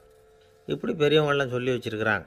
ஒரு காடு, அங்கே அயோத தௌமியர் அப்படின்னு ஒரு தபோதனர். அவர் பல மாணவர்களை ஒன்றா சேர்த்து ஒரு குருகுலம் நடத்திக்கிட்டு இருக்கிறார். பல தரப்பட்டவங்க பல திறப்பட்டவங்க மாணவர்கள் அதில் சேர்ந்து படிச்சுக்கிட்டு இருக்கிறாங்க. பாஞ்சால ராஜகுமாரன் ஒருத்தனும் அந்த குருகுலத்தில் சேர்ந்து படிச்சுக்கிட்டு இருக்கிறான். அவன் பேர் ஆருணி. பெரிய இடத்து புள்ள, இருந்தாலும் படுப்பில் ரொம்ப கெட்டிக்காரனாக இருந்தான். அவன் தான் அங்கே முதல் மாணவன். ஒரு நாள் குருநாதர் அந்த அரசகுமாரனை கூப்பிட்டார். நம்ம குருகுலத்துக்கு சொந்தமான வயலில் தண்ணீர் பெருகி வெள்ளம் பயிரை அழிக்குதான், அதனால் நீ போய் மடையை அடைச்சிட்டு வந்துரு அப்படின்னார். அந்த அரசகுமாரன் உடனே புறப்பட்டான். குருநாதர் சொல்லிட்டார்ல, உடனே புறப்பட்டான். நான் பெரிய இடத்து பிள்ளையாச்சே, ராஜகுமாரனாச்சே, ரொம்ப செல்வாக்கூட வளர்ந்தவனாச்சே, நான் போய் வயலில் இறங்கி வேலை செய்கிறதா அப்படின்னுலாம் அவன் நினைக்கல. குருநாதர் கட்டளையை நிறைவேற்ற வேண்டியது நம்ம கடமை அப்படின்னு நினச்சான். உடனே ஒரு மண்வெட்டியை தூக்கி தோளில் வச்சுக்கிட்டு புறப்பட்டு போயிட்டான். வயலுக்கு போனான். பார்த்தான், தண்ணி கரையை உடச்சிக்கிட்டு வயலுக்குள்ளே ஏகமாக பாஞ்சிக்கிட்டு இருக்குது. இவன் மண்வெட்டியால் களிமண்ணை புல்லோடு சேர்த்து புல் பற்ற மாதிரி வெட்டி வெட்டி போட்டான். இருந்தாலும் மடையை அடைக்க முடியல. தண்ணி அதை மீறி வந்துக்கிட்டே இருக்குது. தண்ணி வேகமாக வயலுக்குள்ளே போய்கிட்டே இருக்குது. போடுற பத்தையெல்லாம் கரைஞ்சி கரைஞ்சி போயிட்டுருக்கு. இருந்தாலும் இவன் தன்னுடைய முயற்சியை கைவிடலை. வெட்டி வெட்டி போட்டுக்கிட்டே இருக்கிறான். காலையில் அங்கே போனவன் சாயந்தரம் வரைக்கும் இப்படி செஞ்சுக்கிட்டு இருக்கிறான். உடம்பும் மனசும் ரொம்பவும் சோர்ந்து போச்சு. இருந்தாலும் குருநாதர் இட்ட கட்டளையை நிறைவேற்றாமல் இருக்கிறோமேங்கிற ஒரு குறை அவனுக்கு இருக்குது. குரு கட்டளையை நிறைவேற்றாத நான் இன்னமும் இருக்கணுமா அப்படின்னு யோசனை பண்ண ஆரம்பிச்சிட்டான். என்ன செய்யலாம்னு பார்த்தான். நம்ம குருநாதர் இட்ட பணிக்காக இந்த உடம்பையே தியாகம் பண்ணலாம் அப்படின்னு முடிவு பண்ணான். தண்ணி பாயுதில் அதுக்கு குறுக்க விழுந்து அப்படியே மடையை அடைச்சிக்கிட்டு அப்படியே படுத்துட்டான். இது மற்றவங்களுக்கு தெரியாது. அன்னைக்கு ராத்திரி ஒரு விளக்கு முன்னாடி உட்காந்து குருநாதர் பிள்ளைங்களுக்கு பாடம் சொல்லி கொடுத்துக்கிட்டு இருக்கிறார். முதல் வரிசையில் இருக்கக்கூடிய ராஜகுமாரனை காணலை. நம்ம ஆருணி எங்கே போனா அப்படின்னு சொல்லி மற்ற மாணவர்களை விசாரித்தார். இப்போ அவங்க சொன்னாங்க, சுவாமி, அவன் காலையில் வயலுக்கு மடையை அடைக்கிறதுக்காக போனான், நீங்கள் தான் போக சொன்னீங்க, இன்னும் திரும்பி வரல அப்படின்னு ஒரு பையன். குருநாதர் உடனே ஒரு தீவெட்டி எடுத்துக்கிட்டு மாணவர்களை அழைச்சிக்கிட்டு வயலுக்கு போனார். அங்கே போய் பார்த்தா ஆளை காணும். ஆருணி ஆருணின்னு சொல்லி சத்தம் போட்டு கூப்பிட்டு பார்க்குறார். நான் இங்கே இருக்கேன் குருநாதா அப்படின்னு காலுக்கு அடியிலேருந்து ஒரு சத்தம் வருது. குனிஞ்சு பார்த்தா அவன் மடையில் படுத்துருக்குறான். என்னப்பா இதுன்னார். காலையிலேருந்து இந்த மடையை அடைச்சி பார்த்தேன் சுவாமி, முடியல, அதனால் இப்படி குறுக்க படுத்துட்டேன். என்னை தாண்டறதுக்கு பயந்து போய் தண்ணியை தேங்கி நின்றுட்டுது அப்படின்னா. அவனுடைய குரு பக்தியையும் அவனை தாண்டறதுக்கு அஞ்சு நிற்கிற தண்ணி தேக்கத்தையும் பார்த்துட்டு எல்லாரும் ரொம்ப ஆச்சரியப்பட்டு போயிட்டாங்களாம். ஆருணி எழுந்திரிச்சு வா அப்படின்னு கூப்பிட்டாரான் குருநாதர். அவன் தண்ணீரை பொழந்துக்கிட்டு எழுந்திரிச்சு வந்தானான்.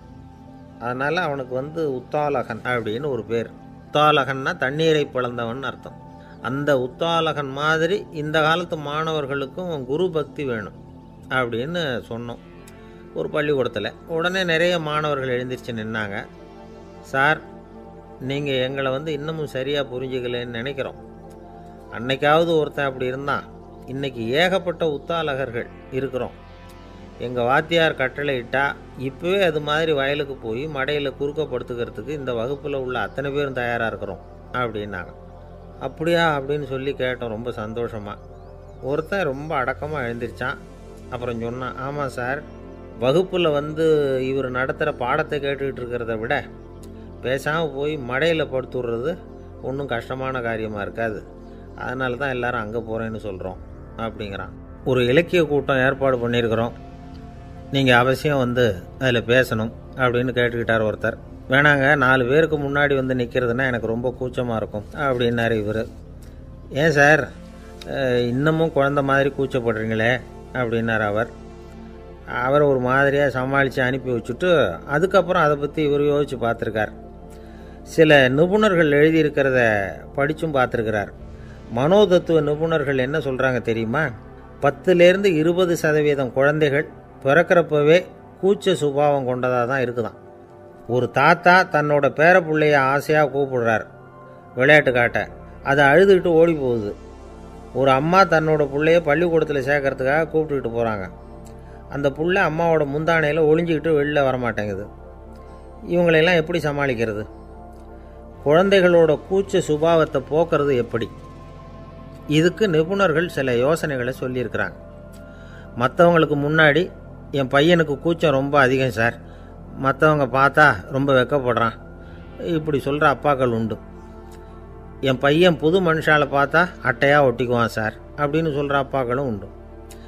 இப்படிலாம் குழந்தைகளுக்கு முத்திரை குத்துறது ரொம்ப தப்பான். புதுசாக யாராவது வீட்டுக்கு வந்தால் குழந்தை தானாக தன்னோட கூச்சத்தையும் பயத்தையும் போக்கிக்கிட்டு சகஜமாக மாறி வர்றதுக்கு வாய்ப்பு கொடுக்கணுமா. ஒரு கூட்டத்துக்கோ அல்லது சொந்தக்காரங்க கல்யாணத்துக்கோ குழந்தைய அழைச்சிட்டு போகிறீங்க, அங்கே போய் கட்டாயப்படுத்தி குழந்தைய மற்றவங்க கிட்ட பேச சொல்லக்கூடாது. சில சமயம் குழந்தை தானாக தன்னுடைய கூச்ச சுபாவத்தை விட்டு பேசுகிறதுக்கு முன் வந்தால் அதை பாராட்டணும். குழந்தை கலகலப்பு இல்லாமல் மௌனமாக இருந்ததுன்னா அதையும் கண்டுக்கக்கூடாது. குழந்தை பேச ஆரம்பித்தா அதை ஆர்வத்தோடு கவனிக்க தெரியணும்.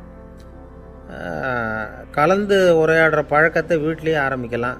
கேட்டதுக்கு பதில் சொல் அப்படின்னு நீங்கள் அதிகாரம் பண்ணிகிட்டு இருக்கக்கூடாது.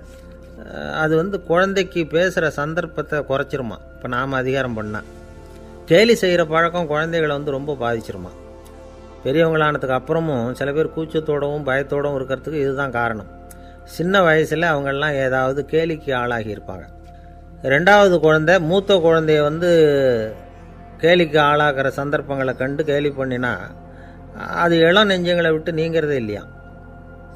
எப்பவும் குழந்தையோட நடை உடை பாவனைகளை பற்றி சொல்லிக்கிட்டே இருக்கக்கூடாதான். அதுவே கூச்ச சுபாவத்தை கொண்டுட்டு வந்துடுமா. அப்பா எங்கேன்னு யாராவது கேட்டால் இது மாதிரி இன்ன காரியத்துக்காக வெளியில் போயிருக்கார், இத்தனை மணிக்கு திரும்பி வருவார் அப்படின்னு சொல்கிற அளவுக்கு குழந்தைகளை பழக்கப்படுத்தி வைக்கணும். ஃபோன்லேயே யாராவது விசாரித்தா கூட இது மாதிரி பதில் சொல்லு அப்படின்னு சொல்லணும். சின்ன சின்ன மீட்டிங்கில் 4 வார்த்தை பேச தயார் பண்ணலாம். ஒரு கடையிலையோ அல்லது ஹோட்டல்லையோ ஏதாவது விவரம் கேட்கணும்னா உங்கள் குழந்தைய தைரியமாக அனுப்புங்க. குழந்தைகள் பணிவாகவும் பொறுமையாகவும் விவரம் கேட்குறப்போ கூச்ச சுபாவம் தானாக போயிடும். சின்ன வயசுலேயே இப்படிலாம் பழக்கப்படுத்தினா தான் வருங்காலத்தில் தைரியமாக இந்த சமுதாயத்தில் வாழ முடியும். இல்லைன்னா 60 வயசுலேயும் அடுப்பங்கரையை விட்டு வெளில வர்றதுக்கு கூச்சப்பட்டுக்கிட்டு தான் இருக்க வேண்டியிருக்கும். இந்த காலத்து பிள்ளைங்க எவ்வளவோ பரவாயில்ல, எதுக்கும் தயங்குறதில்ல, கூச்சப்படுறதில்ல. ஒரு அம்மா அடுப்பங்கரையிலேருந்து சத்தம் போட்டாங்க, டேய் ராமு, தயவு பண்ணி அந்த டிவியை நிறுத்துறா, அந்த பெண்ணோட குரல் மகா மோசம், அடுப்பங்கரையில் இருக்கிற என்னாலேயே அதை சகிச்சிக்க முடியல அப்படின்னாங்களாம். உடனே பையன் கொஞ்சம் கூட தயங்காமல் பதில் சொல்கிறான், அம்மா, இந்த குரல் டிவியிலேருந்து வரல, எதிர்த்த விட்டு மாமி தான் இங்கே வந்திருக்கிறாங்க, அவங்க தான் இப்போ என்னோட பேசிக்கிட்டு இருக்கிறாங்க அப்படின்னானு. ஐயா, உங்கள் பேரை தொடர்ந்து தினம் கேட்டுக்கிட்டு இருக்கிறேன் அப்படின்னார் ஒருத்தர். தொடர்ந்து கேட்குறீங்களே, உங்களுக்கு காது வலிக்கலையா அப்படின்னு கேட்டோம்.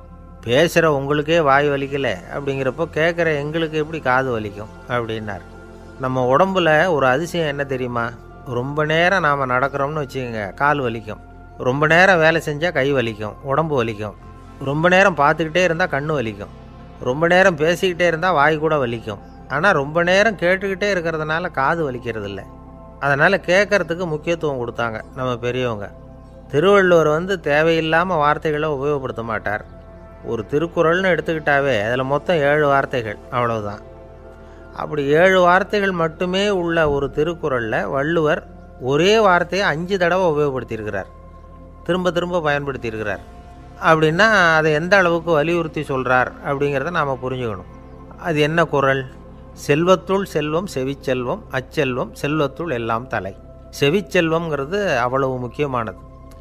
கற்றலின் கேட்டல் நன்று. அதிகம் கேட்கணுங்கிறதுக்காகத்தான் எவ்வளவு கேட்டாலும் காது வலிக்கிறதில்ல. குறைச்சலாக பேசணும், அதிகமாக கேட்கணும். இன்னொரு விஷயம் கவனிங்க, நம்ம உடம்பில் கண்ணுக்கு மூடி இருக்குது, எதையாவது நாம் பார்க்க விரும்பலைன்னா உடனே கண்ணை மூடிக்கலாம். நம்ம வாய்க்கு மூடி இருக்குது, பேச விருப்பம் இல்லையா, வாயை மூடிக்கலாம்.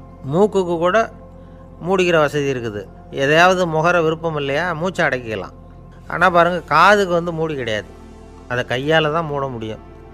யார் என்ன சொன்னாலும் அது நல்லதோ கெட்டதோ காதில் விழுந்துக்கிட்டு தான் இருக்கும். அறிவு தான் நல்ல விஷயங்களை எடுத்துக்கிட்டு கெட்ட விஷயங்களை விட்டுடணும். நல்ல கருத்துக்கள் நம்ம காதில் நிறைய விழுந்துக்கிட்டே இருக்கணும். அதை கேட்டு நாம் நல்லபடியாக வாழணுங்கிறது தான் படைப்பின் விருப்பம். ஆன்மீகவாதிகள் கூட ஒன்று சொல்லுவாங்க, அதாவது ஆன்மீக பாதையில் நீங்கள் முன்னேறணும்னா முதல்ல சிரவணம் செய்யணும்பாங்க. அதாவது பெரியவங்க சொல்கிற நல்ல கருத்துக்களை கேட்கணும் அப்படின்னு அதுக்கு அர்த்தம். அதனால் யார் நல்ல கருத்துக்களை சொன்னாலும் அதை காது கொடுத்து கேளுங்க. இவ்வளவு கருத்துக்களையும் நம்ம நேயர் ஒருத்தர்கிட்ட சொல்லிகிட்டு இருந்தோம். அவரும் சரி சரின்னு தலையாடிக்கிட்டே இருந்தார். அப்புறம் சொன்னார், நீங்கள் சொல்கிறது சரிதான் சார், காதுக்கு மூடி இல்லைங்கிறது ரொம்ப சரி. அதனால தான் உங்கள் தகவல் கூட நாங்கள் விரும்புகிறோமோ இல்லையோ தினம் காதில் விழுந்துக்கிட்டு இருக்குது அப்படின்னார். எங்களுக்கு ரொம்ப பெருமையாக இருந்தது. அப்படியா அப்படின்னோம். ஆனாலும் என்ன மாதிரி சில பேர் நீங்கள் தகவல் சொல்கிற சமயத்தில் காதில் மூடி இல்லையேன்னு சொல்லி கவலைப்படுறதில்ல சார் அப்படின்னார். ஏன்னு கேட்டோம். காதை மூடுறதுக்கு தானே வசதி இல்லை, ரேடியோவை மூடுறதுக்கு வசதி இருக்குதுல்ல, அதனால் டக்குன்னு அதை மூடி வச்சுருவோம் அப்படின்னார். வங்க நாவலாசிரியர் சரத் சந்திரர் ஒரு நண்பர் அவர்கிட்ட வந்தார். வழக்கமாக எல்லா எழுத்தாளர்கள்கிட்டையும் கேட்குற ஒரு கேள்வியை கேட்டார். நீங்கள் எழுத்துத்துறைக்கு வந்தது எப்படி? இதுதான் கேள்வி. அதை தெரிஞ்சு என்ன பிரயோஜனம்னார் சரத் சந்திரர். சும்மா சொல்லுங்களேன், தெரிஞ்சுக்கிறேன் அப்படின்னார் வந்தவர். சரி சொல்கிறேன்னு ஆரம்பித்தார். நான் ரங்கூனில் வேலை பார்த்துக்கிட்டு இருந்தேன். சம்பளம் பத்தில், வேலையும் பார்த்துக்கிட்டு ஒரு பலசரக்கு கடை வைக்கலாம்னு நினச்சேன். என்னால் மளிகை கடை வச்சு சரியாக நடத்த முடியுமாங்கிற சந்தேகம் என் மனைவிக்கு. அதை சோதனை பண்ணி பார்க்கணுங்கிறதுக்காக சில பொருள்களின் அளவு, அதோட விலை, இப்படி சிலதை சொல்லி எல்லாத்தையும் மனக்கணக்காக கூட்டி போட சொன்னாங்க. என்னால் சரியாக கூட்டி சொல்ல முடியல. உங்களால் மளிகை கடை நடத்த முடியாதுன்னு சொல்லிவிட்டாங்க. உடனே என்ன பண்ணுறது, வேறு வழி இல்லை, கதை எழுத ஆரம்பிச்சிட்டேன் அப்படின்னார். கேட்டவருக்கு சிரிப்பு வந்துட்டு தான். சரத் சந்திரர் ஒரு பக்கம் சீரியஸான நாவல்கள், சிறுகதைகள் எழுதியிருந்தாலும் அவருடைய இன்னொரு பக்கம் வேறு விதம். நண்பர்கள்கிட்ட பேசும்பொழுதும் சரி, அவர்களுக்கு கடிதங்கள் எழுதும்போதும் சரி, கேலியும் கிண்டலும் நகைச்சுவை உணர்வும் அதிகமாக இருக்கும். காந்திஜி ஒரு சமயம் கல்கத்தாவுக்கு வந்திருந்தார். தேசபக்தர்கள் பல பேர் அவர்கிட்ட பேசிக்கிட்டு இருந்தாங்க. அப்போது சரத் சந்திரரும் அங்கே இருந்தார். கிரண் சங்கர் ராய் அப்படிங்கிறவரும் அங்கே இருந்தார். அவர் சொன்னாராம், காந்திஜியோட பழகிய முதல் வங்காளி நான் தான். போயர் யுத்த காலத்தில் இவர் லண்டனுக்கு வந்திருந்தப்போ என்கிட்ட தான் வங்காள மொழி கற்றுக்கிட்டார் அப்படின்னாராம். உடனே சரத் சந்திரர் காந்திஜியை பார்த்து, இவர் உங்களுக்கு வங்காள மொழி கற்றுக் கொடுத்தது உண்மைதானா அப்படின்னாராம். ஆமான்னாராம் காந்தி. அதனால தான் உங்களால் வங்காள மொழி கற்றுக்க முடியல அப்படின்னாராம். எல்லாரும் சிரித்தாங்களாம். சரத் சந்திரர் சாம்தாபேர் அப்படிங்கிற கிராமத்தில் தங்கியிருந்தார். ஒரு இலக்கிய நிகழ்ச்சியில் கலந்துக்கிறதுக்காக. அதுக்காக ஒரு கல்கத்தாவுக்கு போக வேண்டிய சூழ்நிலை. அதுக்காக புறப்பட்டார். அந்த சமயத்தில் பின்னாடி இருந்து யாரோ அவரை கூப்பிட்டாங்க. இப்படி கூப்பிட்டவரை பார்த்து இன்னொருத்தர் யாரோ அதட்டி இருக்கிறாங்க. போகிறவரை ஏன் இப்படி கூப்பிடுறீங்க அப்படின்னு. ஏன் கூப்பிட்டா என்னன்னு கேட்டிருக்கார் சரத் சந்திரர். புறப்படுறவங்கள பின்னாடி இருந்து கூப்பிடுறது அபசகுனம், போகிற இடத்துல ஏதாவது ஆபத்து வரலாம் அப்படின்னு அதுக்கு விளக்கம் கொடுத்துருக்கிறார் அவர்.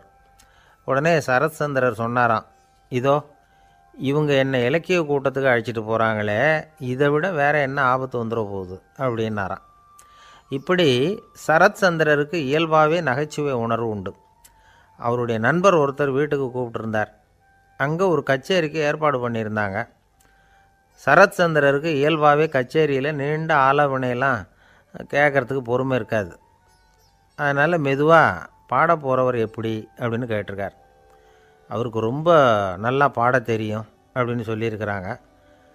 அதுக்கு சரத் சந்திரர், பாட தெரியுங்கிறது சரி, பாட்டை நிறுத்த தெரியுமா அதை சொல்லுங்கள் முதல்ல அப்படின்னாராம்.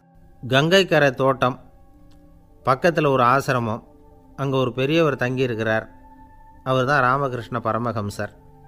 அந்த ஆசிரமம் இருந்த இடம் கரக்பூர். வங்காளத்தில் பொதுவாக எல்லோரும் மீன் சாப்பிட்றது உண்டு. கங்கையில் குளிச்சுட்டு கையில் ஒரு மீனோடு வர்றது வழக்கம். இவர் இருக்கிற இடத்துக்கு கங்கையில் படகு வழியாக வரணும். அப்படி தான் எல்லோரும் வருவாங்க. வர்றவங்களை ஒன்று கூட்டி ஆன்மீக விஷயங்களை பற்றி பேசிக்கிட்டு இருப்பார். ஒவ்வொரு நாள் ஒவ்வொருத்தர் நகரத்துக்கு போகணும். வரும்பொழுது மீன் கொண்டுக்கிட்டு வரணும். அதுக்கு ஒரு அட்டவணையே உண்டு ஆசிரமத்தில்.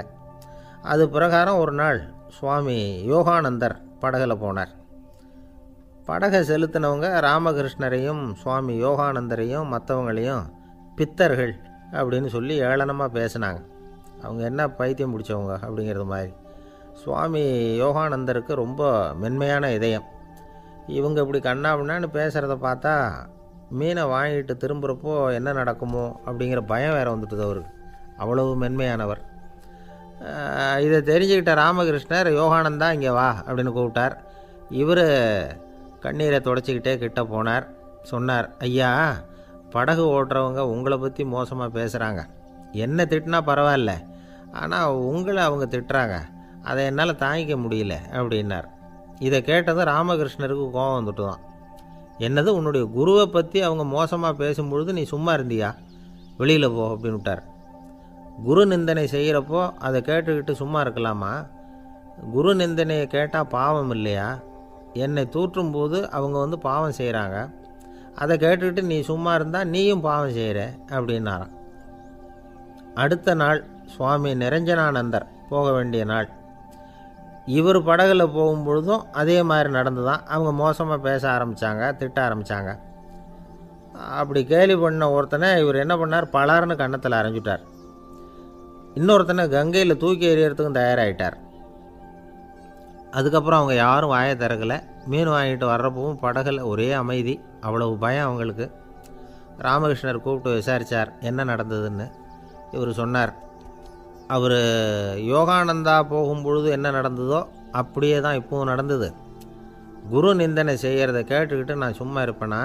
ஒருத்தனை அப்படியே அரைஞ்சுட்டேன், இன்னொருத்தனை ஆற்றுல தூக்கி போட்டுருவேன்னு பயமுறுத்தினேன், அவ்வளவுதான் அப்படின்னாராம். இப்போவும் ராமகிருஷ்ணருக்கு கோபம் வந்துட்டு தான். என்ன இது, அணியறது காஷாயம், இருக்கிறது ஆசிரமம், உனக்கு இவ்வளவு கோபம் வந்ததுன்னா அப்புறம் என்னத்துக்கு ஆசிரமத்தில் இருக்கணும்? பிரம்மச்சாரி எப்பவும் அமைதியாக இருக்கணும் அப்படின்னு அறிவுரை சொன்னாராம் ராமகிருஷ்ணர். அப்போ இவர் கேட்டாராம், ஏங்க அவருக்கு ஒரு விதமான அறிவுரை சொன்னீங்க, எனக்கு வேறு விதமாக அறிவுரை சொல்கிறீங்க, இதில் எது உண்மை அப்படின்னு கேட்டிருக்கார். இதுக்கு ராமகிருஷ்ணர் சொன்ன பதில் என்னென்னா, அட அசடே, சக்கரத்தில் காற்று அதிகமாக இருந்தால் குறைக்கணும், குறைச்சலாக இருந்தால் கூட்டணும். அவன் சாது, அவனுக்கு அதிக உணர்ச்சி தேவை, உனக்கு படபடப்பு அதிகம், உனக்கு பொறுமை தேவை அப்படின்னாராம். இதில் உள்ள கருத்து என்னென்னா, கல்விங்கிறது எப்படின்னா அதை சூழ்நிலைக்கு தகுந்த மாதிரி கற்பிக்கணும். எல்லாருக்கும் ஒரே மாதிரி கற்பிக்கக்கூடாது. கேட்குறவர் தகுதி, புரிஞ்சுக்கிற திறமை, இதை பொறுத்து கல்வி அமையணும். ஆரம்ப காலத்தில் ஒரு குரு, அப்போ ஒரு சீடன் இருந்தான். அது வேடிக்கையான குரு, வேடிக்கையான சீடன். ஒரு ஆசிரமம். ஒரு நாள் ஒருத்தன் அவசரமாக அந்த குருவை தேடி வந்திருக்கிறான். என்ன விஷயம்னு விசாரித்தார் குரு. உங்கள் சீடர் என்னை அடிச்சுட்டார் அப்படின்னு புகார் பண்ணானா அந்த ஆள். குரு சீடனை கூப்பிட்டார். அடிச்சியா இந்த ஆளை அப்படின்னு கேட்டாரான். ஆமான் இருக்கான் சீடன். ஏன் அடிச்சே அப்படின்னு கேட்டாரான். இந்த ஆள் உங்களை பற்றி மட்டமாக பேசிவிட்டான், என்னால் அதை தாங்கிக்க முடியல, அதனால தான் அடிச்சுட்டேன்ருக்கான். அப்படி என்ன பேசினா அப்படின்னு கேட்டாரான். உன்னுடைய குருநாதர் இப்போல்லாம் அர்த்தமில்லாமல் பேச ஆரம்பிச்சுட்டார் அப்படின்னு சொல்லிவிட்டான், அதனால தான் அடிச்சுட்டேன் அப்படின்னானா. அதுக்காக அடித்தே அப்படின்னாரான். நான் அதுக்காக அடிக்கலை குருவே, இப்போல்லாம் நீங்கள் அர்த்தம் இல்லாமல் பேசுகிறதாக அவன் சொல்கிறான், அப்படின்னா இதுவரைக்கும் நீங்கள் அர்த்தத்தோடு பேசினதாகத்தானே அர்த்தம், அது தப்பு தானே, அதனால தான் அடித்தேன் அப்படின்னானா. ஒரு பெரியவர் உட்கார்ந்துருக்கிறார். அவரை சுற்றி அவருடைய தோழர்கள் உட்கார்ந்துருக்கிறாங்க. ஏதோ ஒரு முக்கியமான செய்தியை அவர் அவங்களுக்கு சொல்லிகிட்டு இருக்கிறார். அவங்களும் ஆர்வமாக கேட்டுக்கிட்டு இருக்கிறாங்க. இந்த சமயத்தில் யாரோ ஒரு ஆள் வேகமாக அங்கே வர்றார். வர்ற வேகத்திலேயே எனக்கு ஏதாவது உதவி செய்யுங்க அப்படின்னு கேட்டுக்கிட்டே வர்றார். கேட்குறது உதவி, ஆனால் குரல் மிரட்டுறது மாதிரி இருக்குது, அதட்டி கேட்குறது மாதிரி இருக்குது. இதை கேட்டதும் அந்த பெரியவர் ஆத்திரப்படலை. ஆனால் அவரை சுற்றி இருந்தவங்க ஆத்திரப்பட்டாங்க. இதை பெரியவர் கவனித்தார். கொஞ்சம் அமைதியாக இருங்கன்னார். வந்தவரை கூப்பிட்டார். அவருக்கு சில பொருள்களை கொடுத்தார். என்னங்க இப்போ உங்களுக்கு மகிழ்ச்சி தானே அப்படின்னார். ஆ அப்படின்னு அலட்சியமாக அவர் சொல்கிறார். நான் உங்களை நல்ல முறையில் நடத்தினேன்னா அப்படின்னு கேட்குறாரு அவர் மறுபடியும். அதெல்லாம் ஒன்றும் இல்லை அப்படின்னு சொல்லி அவர் சொல்லிகிட்டு இருக்கிறாரு. குரலில் கடுமை குறையில. சுற்றி இருந்தவங்களால் இதை பொறுத்துக்க முடியல. கோபத்தோடு அவரை நோக்கி நெருங்க ஆரம்பித்தாங்க. பெரியவர் அவங்களையெல்லாம் தடுத்து நிறுத்தினார். வந்தவரை வாங்க என்னோட அப்படின்னு சொல்லி அழைச்சிட்டு போனார். வீட்டுக்கு போனார். அங்கே போனதும் இன்னும் சில பொருள்களை எடுத்து அவர்கிட்ட கொடுத்தார். இப்போ திருப்தி தானே, நான் உங்ககிட்ட நல்ல முறையில் நடந்துக்கிட்டேனா அப்படின்னார். அவர் முகம் இப்போ தான் கொஞ்சம் மலர்ந்தது. ரொம்ப நன்றி, இறைவன் உங்கள் குடும்பத்துக்கு எல்லா நன்மைகளையும் செய்வான் அப்படின்னு சொன்னார். இதே வார்த்தைகளை என்னுடைய தோழர்கள்கிட்டே சொல்லிட்டீங்கன்னா அவங்க கோபம் தணிஞ்சிரும், வர முடியுமான்னார். கண்டிப்பாக வர்றேன் அப்படின்னாரு. மறுநாள் காலையில் அந்த இடத்துக்கு வந்தார். அதே மாதிரி சொல்லிவிட்டு அவர் போயிட்டார். தோழர்கள்லாம் ரொம்ப வியப்போடு பெரியவரை பார்த்தாங்க. அந்த பெரியவர் தான் நபிகள் நாயகம். அவர் சொன்னார், ஒருத்தன் ரொம்ப ஆசையாக ஒரு ஒட்டகத்தை வளர்த்துக்கிட்டு வந்தான். ஒரு நாள் அந்த ஒட்டகம் கயத்தை அறுத்துக்கிட்டு ஓடி போயிட்டுது. அக்கம் பக்கத்தில் இருக்கிறவங்கெல்லாம் அந்த ஒட்டகத்தை பிடிக்கிறதுக்கு முயற்சி பண்ணாங்க. அதை துரத்திக்கிட்டு ஓடினாங்க. ஒட்டகம் தாறுமாறாக ஓட ஆரம்பிச்சிது. இந்த சமயத்தில் ஒட்டகத்தை வளர்த்தவன் அங்கே ஓடி வந்தான். நீங்கள் அதை ஒன்றும் செய்ய வேணாம், விட்டுருங்க. அதோட சுபாவம் எனக்கு நல்லா தெரியும். அதை சுலபமாக என்னோடய வழிக்கு கொண்டுட்டு வந்துட முடியும். நான் பார்த்துக்கிறேன், விட்டுருங்கோ அப்படின்னா. எல்லாரும் விலகி போயிட்டாங்க. இவன் என்ன செஞ்சான் தெரியுமா? கொஞ்சம் புல்லை கையில் எடுத்துக்கிட்டு அந்த ஒட்டகத்தை நெருங்கினான். அவ்வளவுதான். அது ஓடி இவன் காலடியில் உட்காந்துக்கிட்டது. செல்லமாக அதை அப்படியே தடவி கொடுத்தான். முதுகில் ஏறி உட்காந்துக்கிட்டான். அது பாட்டுக்கு சாதுவாக நடந்து போகுது. இந்த கதையை நபிகள் நாயகம் தம்முடைய தோழர்களுக்கு சொல்கிறார். ஒட்டகத்தை மட்டும் இல்லை, சில மனிதர்களையும் கூட சில விதத்தில் அணுகி தான் அவர்களை சீர்திருத்த வேண்டியிருக்குது அப்படிங்கிறத அவங்களுக்கு உணர்த்தினார். இது ஒரு அழகான உளவியல் அணுகுமுறை. சில குடும்ப தலைவர்கள் கூட இந்த ஒட்டகம் மாதிரி நடந்துக்கிறது உண்டு. அப்புறம் அடங்கி போகிறதும் உண்டு. ஒரு குடும்ப தலைவர் காலையில் எழுந்திரிச்சதுலேருந்து சத்தம் போட்டு கத்திக்கிட்டு இருப்பார். பக்கத்தில் இருந்தவங்கெல்லாம் ஓடி போய் சமாதானம் பண்ணி பார்த்தாங்க. அவர் ஓயறது மாதிரி தெரியல. கடைசியில் அவர் மனைவி வந்தாங்க. நீங்கள் எல்லாம் விலகி போயிடுங்க, அவர் சுபாவம் எனக்கு தெரியும், நான் பார்த்துக்கிறேன் அப்படின்னாங்க. சரின்னு எல்லோரும் போயிட்டாங்க. சாயந்தரமாக பார்க்குறாங்க, அவர் சத்தம் இல்லாமல் ஒரு மூலையில் உட்காந்துருக்கிறார். ரொம்ப சாதுவா. ஆச்சரியமாக இருந்தது. என்னம்மா பண்ணீங்கன்னு கேட்டாங்க. அது ஒன்றும் இல்லைங்க, ஒரு வேளை சாப்பாட்டை நிறுத்தினேன், பட்னி போட்டேன், அவ்வளவுதான் அப்படின்னாங்க அந்த அம்மா. ஒரு ராஜா ஊரெல்லாம் சுற்றி பார்த்துட்டு வரலாம்னு ஒரு நாள் புறப்பட்டு போனார். ஒரு இடத்துல தறி நெசவு வேலை ரொம்ப மும்முரமாக நடந்துக்கிட்டு இருந்தது. ஒரு பெரியவர் தறியால் நெசவு வேலை செஞ்சுக்கிட்டு இருந்தார். பக்கத்தில் ஒரு அழகான பொண்ணு உட்காந்து நூலை சுற்றிக்கிட்டு இருக்குது. ராஜா அந்த பெரியவரை பார்த்து யார் இந்த பொண்ணுன்னு விசாரித்தார். ராஜா அப்படி கேட்டதும் அவருக்கு ரொம்ப பெருமையாக போயிட்டுது.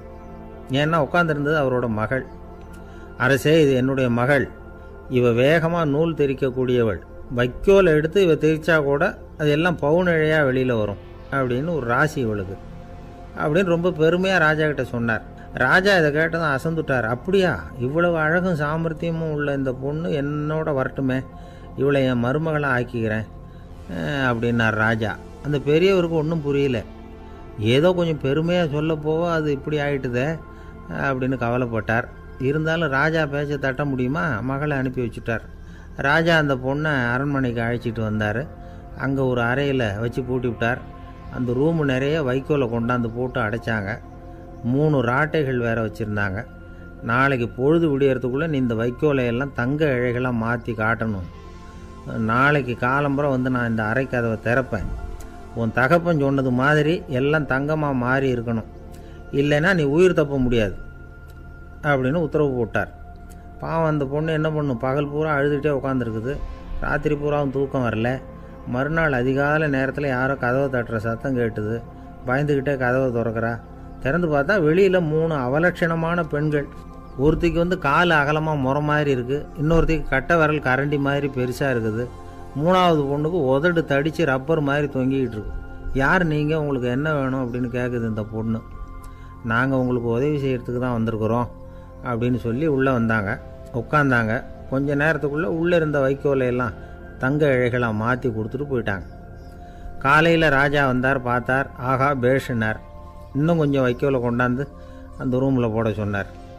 இந்த வைக்கோலையும் இன்றைக்கி தங்கமாக மாற்றிவிடு, நாளைக்கு மறுநாள் உனக்கும் இளவரசனுக்கும் கல்யாணம்னு சொல்லிவிட்டார். இன்றைக்கி ராத்திரி அந்த 3 பொண்ணுங்களும் வந்தாங்க. வைக்கோலை பொண்ணு இழைகளாக மாற்றினாங்க, புறப்பட்டாங்க. இந்த பொண்ணு அவங்க காலில் விழுந்து வணங்கினா. என் உசுரை காப்பாற்றினீங்க, உங்களுக்கு நான் என்ன கைமாறு செய்ய போகிறேன் அப்படின்னா. பயப்படாத, நீ விரும்பினா எங்களுக்கு ஒரு உதவி செய்யலாம். உன்னுடைய கல்யாணத்துக்கு நாங்கள் 3 பேரும் வரோம். நீ எங்களை வரவேற்று ராஜாக்கிட்டேயும் இளவரசர்கிட்டையும் நாங்கள் உன்னோட பெரியப்பா பொண்ணுங்கன்னு சொல்லி அறிமுகப்படுத்தி வை, நாங்கள் விருந்து சாப்பிட்டுட்டு போயிடுறோம் அப்படின்னாங்க. ரொம்பவும் சந்தோஷமாக சரின்னு ஒத்துக்கிட்டா. கல்யாண நாள் வந்தது. கல்யாணம் ரொம்ப கோலாகலமாக நடந்துக்கிட்டு இருக்கு. எல்லா தேசத்து ராஜா ராணிகளும் வந்துக்கிட்டு இருக்கிறாங்க. அந்த 3 அவலட்சணமான பொண்ணுங்களும் சேர்ந்தாங்க. யார் இவங்கன்னு கேட்டார் ராஜா. என் பெரியப்பா பொண்ணுங்க அப்படின்னா அந்த பொண்ணு. காலும் உதடும் கட்டை விரலும் ஏன் இப்படி உங்களுக்கு அவலட்சணம் ஆயிட்டுது அப்படின்னு கேட்டார். அதுக்கு அந்த பொண்ணுங்க பதில் சொன்னாங்க. என்ன செய்யறது, ஓயாமல் வைக்கோலை நூற்று ஒருத்தியோட கட்டை விரல் அப்படி கரண்டி மாதிரி ஆயிட்டுது. நாக்கில் தொட்டு தொட்டு திரிச்சதுனால ஒருத்தியோட உதடு அப்படி ஆயிட்டுது. காலால் கட்டையை அழுத்தி அழுத்தி தறி போட்டதுனால இன்னொருத்தையோட கால் அப்படி ஆயிட்டுது. உங்கள் மருமகளாக வந்திருக்கிற இந்த பொண்ணு அந்த 3ஐயுமே செய்ய தெரிஞ்சவ தான். என்ன ஆக போதோ இன்னும் கொஞ்ச நாளில் அப்படின்னாங்க. அவ்வளவுதான். ராஜா பயந்துட்டார். அம்மா, இன்னையிலேருந்து நீ இளவரசனின் மனைவி. நீ எப்பவும் அழகாக இருக்கணும். அதனால் நீ இனிமேல் வைக்கோலை திரிக்கவே கூடாது அப்படின்னு உத்தரவு போட்டார். அவளை இக்கட்டான சூழ்நிலையிலேருந்து காப்பாற்றின அந்த 3 பொண்ணுங்களும் சந்தோஷமாக திரும்பி போயிட்டாங்களாம். சுவாமி சின்மயானந்தர் இந்த கதையை சொல்லியிருக்கிறார். தன்னலம் மறந்து சுயலாபத்தை தியாகம் செய்கிறது வைக்கோல்லேருந்து தங்க இழையை நூக்கிறது மாதிரி அப்படிங்கிறார் அவர். அது இருக்கட்டும், இப்போ நம்ம கதைக்கு வருவோம். ஒரு ராஜா தன்னோட மகனுக்கு சுயவரம் நடத்தினார். எல்லா தேசத்திலிருந்தும் ராஜகுமாரர்கள் வந்திருந்தாங்க. ராஜகுமாரியை கல்யாணம் பண்ணிக்கலாம்ங்கிற ஆசையில் சுயம்பர மண்டபத்திலேருந்து எல்லா ராஜகுமாரர்களும் அலறி அடிச்சுக்கிட்டு வெளியில் ஓடி வந்துக்கிட்டு இருக்கிறாங்களாம். ஏன் இப்படி எல்லாரும் மிரண்டு போய் ஓடி வர்றாங்கன்னு கேட்டார் ஒருத்தர். அதுக்கு இன்னொருத்தர் விவரம் சொன்னார். ராஜகுமாரியை இன்றைக்கி தான் அவங்க நேரில் பார்த்தாங்களாம், அதுதான் அப்படி ஓடி வந்துக்கிட்டு இருக்கிறாங்க அப்படின்னார். ஒரு தடவை நாரதர் ஒரு தெரு வழியாக போய்கிட்டு இருந்தார். வழியில் ஒருத்தர் வேத சாஸ்திரம்லாம் படிச்சுக்கிட்டு உட்காந்துருந்தார். அவர் நாரதரை பார்த்து எங்கே போயிட்டுருக்குறீங்கன்னு கேட்டார். கடவுளை பார்த்துட்டு வரலாம்னு போயிட்டுருக்கிறேன் அப்படின்னார் நாரதர். அப்படின்னா அவர்கிட்ட எனக்கு எப்போ முக்தி கிடைக்கும்னு கேட்டுட்டு வாங்களேன் அப்படின்னார் இவர். சரி, கேட்டு வரேன் அப்படின்னு சொல்லிவிட்டு நாரதர் நடந்தார். கொஞ்சம் தூரத்தில் ஒரு மரத்தடியில் ஒரு தொழிலாளி செருப்பு தைச்சிக்கிட்டு உட்காந்துருந்தார். அந்த ஆளும் அதே மாதிரி கேட்டுக்கிட்டார். எனக்கு எப்போ முக்தி கிடைக்கும்னு கடவுள்கிட்ட கேட்டுக்கிட்டு வாங்களேன்னார். அவர்கிட்டையும் சரின்னு சொல்லிவிட்டு நாரதர் நேராக வைகுண்டத்துக்கு சேர்ந்தார். கடவுளை பார்த்தார். இவங்க 2 பேரும் சொல்லி அனுப்பின விஷயத்தை பற்றி கேட்டார். அதுக்கு கடவுள் சொன்னார், அந்த செருப்பு தைக்கிற தொழிலாளி உடல் நீத்ததும் உடனே என்னை அடைவான். ஆனால் அந்த சாஸ்திரம் படித்த ஆள் இப்போதைக்கு என்கிட்ட சேர மாட்டான். அவன் இன்னமும் பல பிறவிகள் எடுத்து அங்கேயே இருக்க வேண்டியிருக்குது. எப்போ இங்கே சேருவான்னு எனக்கே தெரியாது அப்படின்னார். நாரதருக்கு இதோட ரகசியம் என்னங்கிறது புரியல. எனக்கு ஒன்றும் புரியலையேன்னாரான் கடவுள்கிட்ட. சீக்கிரம் புரிஞ்சுக்குவேன், நீ திரும்பி போகிறப்போ நான் இங்கே வைகுண்டத்தில் என்ன செஞ்சுக்கிட்டு இருக்கேன்னு கேட்டால், ஒரு ஊசியின் துவாரத்தில் ஒரு யானையை கோத்துக்கிட்டு இருக்கிறேன்னு அவங்கக்கிட்ட சொல்லு அப்படின்னார் கடவுள் சிரிச்சுக்கிட்டே. நாரதர் பூமிக்கு திரும்பினார். கடவுளை பார்த்தீங்களா, எப்படி இருக்கார் அப்படின்னு விசாரித்தார் வேத சாஸ்திரம் படித்தவர். ஓ பகவானா, அவர் யானையை ஊசியின் காதில் நுழைச்சிக்கிட்டு இருக்கிறார் பார்த்தேன்னார் நாரதர். ஊசி காதில் யானையா, அது எப்படி முடியும்? நீங்கள் சொல்கிறத நான் நம்ப மாட்டேன்னு விட்டார் அவர். சரி, இந்த ஆளுக்கு இறைவன் பேரில் நம்பிக்கை இல்லை அப்படிங்கிறத நாரதர் புரிஞ்சுக்கிட்டார். அடுத்தபடியாக அந்த தொழிலாளி இருந்த இடத்துக்கு போனார். இறைவனை பார்த்தீங்களான்னு கேட்டார் அவர். பார்த்தேன், ஒரு ஊசி துவாரத்தில் யானையை கோத்துக்கிட்டு இருந்தார் அப்படின்னு சொல்லிவிட்டு நாரதர் அந்த ஆள் முகத்தை கவனித்தார். அந்த தொழிலாளி இதை கேட்டுட்டு கொஞ்சம் கூட ஆச்சரியப்படலை. அவரால் முடியாத காரியம் கூட உண்டானார். என்ன இப்படி சொல்கிற, ஊசியின் துவாரத்தில் யானையை கோக்க முடியும்னு நீ நம்புறியா அப்படின்னு கேட்டார் நாரதர். நிச்சயமாக நம்புகிறேன்னார் அவர். அது எப்படி அப்படின்னு கேட்டார் இவர். இதோ பாருங்கள், நான் இந்த ஆலமரத்தடியில் தான் தினமும் உட்காந்துருக்கிறேன். தினமும் இந்த மரத்திலிருந்து எவ்வளவோ பழம் கீழே விழுது. இந்த பழத்தில் இருக்கிற ஒவ்வொரு விதையிலேயும் உள்ள ஒரு ஆலமரம் இருக்குது. ஒரு சின்ன விதைக்குள்ள ஒரு பெரிய ஆலமரம் இருக்க முடியுங்கிறப்ப ஊசி துவாரத்தில் கடவுள் வந்து யானையை நுழைய வச்சாருங்கிறத ஒத்துக்கிறதுல என்ன கஷ்டம் இருக்குது அப்படின்னு ரொம்ப சர்வசாதாரணமாக பதில் சொன்னாராம் அந்த தொழிலாளி.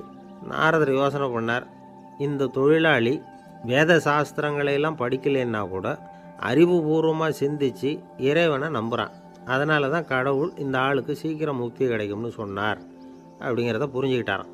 இந்த கதையில் வர்ற கடவுள், நாரதர், வைகுண்டம் இதெல்லாம் ஒரு பக்கம் இருக்கட்டும், ஒரு சின்ன விதைக்குள்ளே ஒரு பெரிய ஆலமரம் தூங்கிக்கிட்டு இருக்கு அப்படிங்கிற உண்மை, அந்தரத்தில் 1000 கிரகங்கள் சுற்றிக்கிட்டு இருக்குங்கிற உண்மை, இதெல்லாம் வந்து நாம் பார்த்துக்கிட்டு தானே இருக்கிறோம். இந்த உண்மைகள் வந்து அதிசயமாக நமக்கு தெரியறதுனால அதை வந்து நம்பாமல் இருந்துட முடியாது.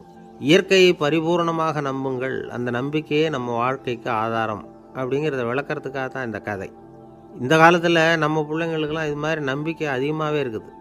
ஒரு நாள் ஒரு சின்ன பையன்கிட்ட கேட்டேன், ஏன்பா கடவுள் வந்து ஒரு பானைக்குள்ளே ஒரு யானையை நுழைய வச்சுட்டாருன்னு சொன்னால் அதை நீ நம்புவியா அப்படின்னு கேட்டோம்.